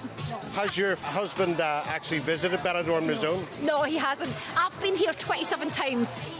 That's my daughter's first time. She's a Benidorm virgin. But well, my husband's never been. Not that he's told you anyway, let's put it like that.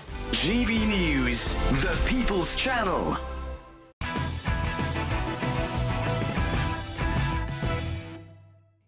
Welcome back to Alex Armstrong Tonight, late edition with me, Stephen Allen. Let's get inside the newspapers with The Sun reporting that more than £500,000 a day is spent detaining illegal migrants and moving them around the country. The Home Office has reportedly spent over £185 million to transport and house those in immigration detention and border force custody in the UK and overseas within the space of a year. And the figure includes moving people between prisons, police stations, hospitals and short-term holding facilities and the upkeep of immigration removal centres, as well as escorting, better not finish the sentence there, migrants to deportation flights when they are removed from the country. These bills are getting bigger, Peter. What's happening? And I can't believe it. Burnham brought down the cost of bus travel, didn't he? And still spending all this money on them. That's a great point. I thought that was what he was aiming at. Look, I don't care how much we spend if it's booting people out of the country that have no right to be here. Whether they've come here illegally, overstayed their visa, failed asylum application and then gone under the radar, and there's thousands upon thousands of them. I don't care how much it costs. Round them up, stick them on flights, stick them on boats, get rid of them. That is what I want my taxes spent on. Bill, have we got Peter the closest to an agreement that you two are going to be all night? This happened a couple of times tonight, but I think he's right. You know, I hear constantly on this channel and elsewhere that, you know, people want the problem tackled, they want detention, they want border security, they want deportations through flights. That costs money, and anyone who tells you otherwise is either misleading themselves or trying to mislead the public. Paul?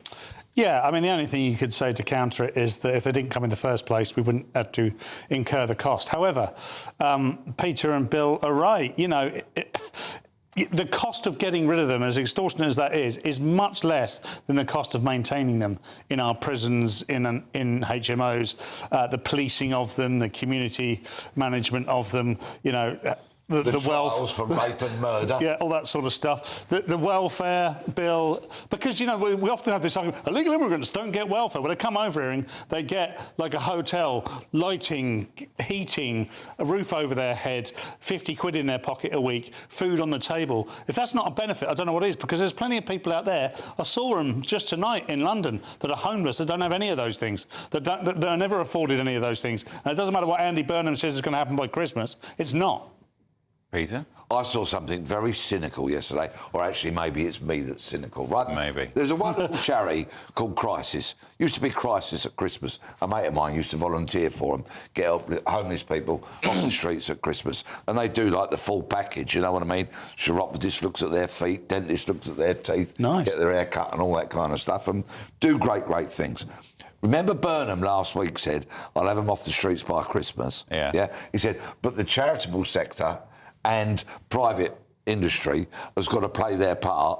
So yesterday, the day after he's done it, I'm on the underground, going down the Jubilee line, and there, coming over the tannoy, is Crisis, the charity, with a bucket collection and all of that. How very convenient, because, of course, the underground system, TfL, Sadiq Khan sits over that. He's Burnham's mate, and there you have it, the day after. Well, no such thing as coincidence. He is very cynical. Look, just to throw it down on this one, it's all very well saying the cost of deporting is large, but at least at the moment we're dealing with both. It's not as if the problem has been solved, and some would argue that whatever you still have pull factors, you will continue to have people trying to make their way to the UK to then cost us some of that money before eventually being deported. Yeah, but look, progress is being made. You know, for the first time in 6-7 years, numbers of boat crossings are down significantly. The cost of asylum hotels is down significantly. We're increasing the rate at which we process asylum claims. And, you know, I've often said on this channel, when I was in the last Labour government, we cut asylum numbers from 100,000 a year to 20,000 by the time we left office. You're not going to completely remove asylum claims, because we are signed up to the Refugee Convention. Most people in this country support that, but you can significantly reduce the government the numbers, and we are making progress in achieving that, but we've got more to do. All of which is scant consolation to the increasing number of rape and other sex offence victims. And to the point about changing the pull factors? So you've had statistically success, but how many of the pull factors are we seeing change? Because, you can smash the gangs, but the gangs would reform. Well, one of the... and there is progress on that front. There was reports last week on the impact on the gangs in Germany that is now happening. So not just in France, in Germany as well. But, I was saying earlier that the fact that we're increasing the rate of processing of asylums reduces one of the pull factors, because people could come here, disappear into the black economy, their claims not dealt with for years. That is a pull factor to come here. It is. Is that the one people mean when they talk about but I think you need to go further. Shabana Mahmood has talked about, not like Rwanda, where it's permanently sending people there, but offshore processing, and I think we should proactively explore that, and I think that would reduce the pull factor. It's almost going to be agreement again. Let's better move on before that happens. Thank you very much, then, for my panel's thoughts on all of this. And now it's time to go to the Late Show Live, hosted by the one and only Ben Leo. Thank you very much. Steve, thank you very much. Big day today down in Washington, D.C. It was the IndyCar race. President Trump was there waving the green flag as the cars hurtled down the streets of the nation's capital.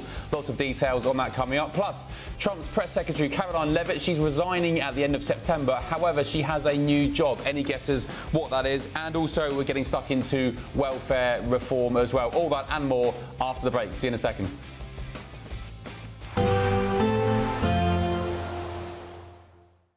Expect warm spells with the odd rude interruption. Box Boiler sponsors the weather on GB News. Hello there, good evening. Welcome to your GB News weather update from the Met Office. This week starts off mostly dry and settled with some sunshine, though it's gradually going to turn more and more unsettled, some rain, some showers. It'll also start to feel fairly humid towards the end of the week as well. For the time being, though, high pressure brings mostly dry, settled conditions across much of the country. Some clear skies, especially across England and Wales, and even across Scotland, Northern Ireland, where it's been a bit cloudier this afternoon. We'll eventually start to see this cloud clear away. That does mean, though, temperatures are soon going to be dipping away. It's another chilly night, especially in countryside areas. Temperatures could drop down to around the low single figures. Now, to start off on Monday in much of Scotland, there'll be some brighter spells, perhaps the odd spot of mist and fog, a little bit cloudier towards the far north and northeast, where we could still potentially see the odd spot of rain. Across Northern Ireland, northern parts of England, a much brighter start, especially across Northern Ireland if you compared it to what we saw this morning, and elsewhere there should be mostly clear skies. Still some mist and fog in places, but that should clear fairly quickly through the course of the morning. It's going to be fairly breezy across some southern coasts as well, so not quite as cool to start off the day, but by the time we reach the afternoon, many of us will be enjoying those warm, sunny spells. We'll see a little bit of a cloud towards the afternoon, perhaps the odd shower, but most areas will remain dry. Fairly similar temperatures, highs pushing into the low, if not the mid-20s across the far south. Now, Tuesday is when we begin to see a little bit of a change, not feeling quite as cool to start off, a slightly milder start, and there's likely to be more cloud around. And by the time we reach the afternoon, there's the potential to see some showers, some of which could turn heavy and thundery. Things turning more unsettled as the week goes on, and temperatures on the up, and starting to feel quite warm and muggy towards the end of the week. Bye-bye. Expect warm spells with the odd rude interruption. Box Boiler sponsors the weather on GB News. It's the biggest, greatest Great British giveaway of the year so far. Courtesy of Marquis Leisure, this brand new McClure Fusion could be yours. We'll also boost your bank account too with a further £35,000 in tax-free cash to spend however you like. For a chance to win, text prize to 63225. One entry costs £2.50 plus one standard network rate message. Or text bonus to 63225. 5 entries cost £5 plus one standard network rate message. Go to gbnews.com/win. Entry start at £2.50. Call 0903 686 3232. Calls cost £2.50 plus your network access charge. Or post your name and number to GB23 PO Box 8690 Derby DE1 9TT. UK only. Entrance must be 18 or over. Lines close at 4 p.m. on the 23rd of October. Please check the closing time if listening or watching on demand. Good luck. At GB News, we love to hear from you, our loyal community. So drop us a line at gbnews.com/yoursay. There you can talk to each other and also to the presenters live on air. gbnews.com/yoursay, because GB News is your channel, Britain's news channel. Exciting news. Every Friday, my Patrick Christie's Tonight Show is going to have a twist to it. We're welcoming some special guests. You. That's right, on Fridays I'm going to be doing my show in front of a live studio audience, because this show is about you and what you have to say. It's going to be the same big debates, same big topics, same big opinions. But every Friday night at 9 p.m, you are invited to come on down to Patrick Christie's Tonight to be a part of the action. Only on GB News, the People's Channel, Britain's news channel. Join me, Nana Akwe, for an informative, interactive news programme with a difference. It's fun. No, he didn't say that, Dave. I'm so surprised. I think there's an element of truth to that. Join me from 3 p.m. every weekend, only on GB News, Britain's news channel. Hi, I'm Michelle Dewberry, and my show is your opportunity to cut through all the noise and dive in headfirst to some robust debates. Ideas clash. Situation, no, isn't it? Because the failure is... You're deliberately avoiding my point. Nothing's held back. And if you think this is the end of it, wait for more. And we do not shy away from the difficult stuff. Sometimes I want to shake people and say, if only you understood. So join me on Jubes & Co. weeknights at 6 p.m, only on GB News, Britain's news channel. Breaking news, live updates, stories that matter. From the heart of the GB newsroom to every corner of Britain, with our team of dedicated journalists across the UK. GB News bulletins are there to deliver the latest news that matters to you. Bulletins on GB News, the People's Channel, Britain's news channel.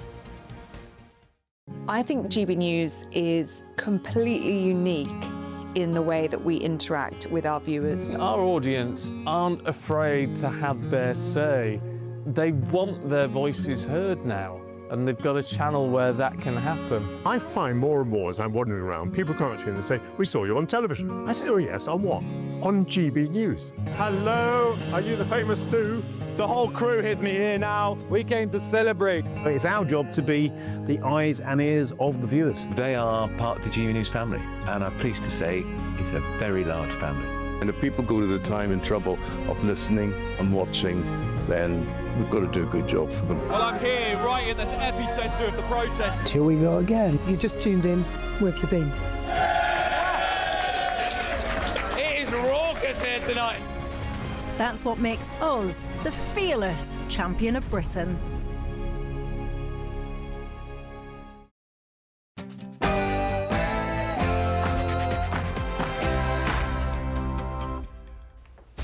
Hello, good morning. Live from Washington, D.C. This is GB News with the stories shaping Britain and America. To put it simply, Vladimir, I want you to know that we've got your back. You can count on me and you can count on us. You can count on the UK. Well, I'm not sure why he needs to read that on a script. But anyway, breaking news tonight. Andy Burnham will arrive in Kyiv on Monday morning, marking his first foreign trip as Prime Minister as he joins Ukraine, celebrating its Independence Day. But with its depleted military, just how much influence can the UK have on the conflict? Also tonight. Iran and Russia cannot be allowed to use different proxy organisations to threaten security and safety on Britain's streets. Well, tough talk there from the former Foreign Secretary Yvette Cooper, but the UK is now on high alert after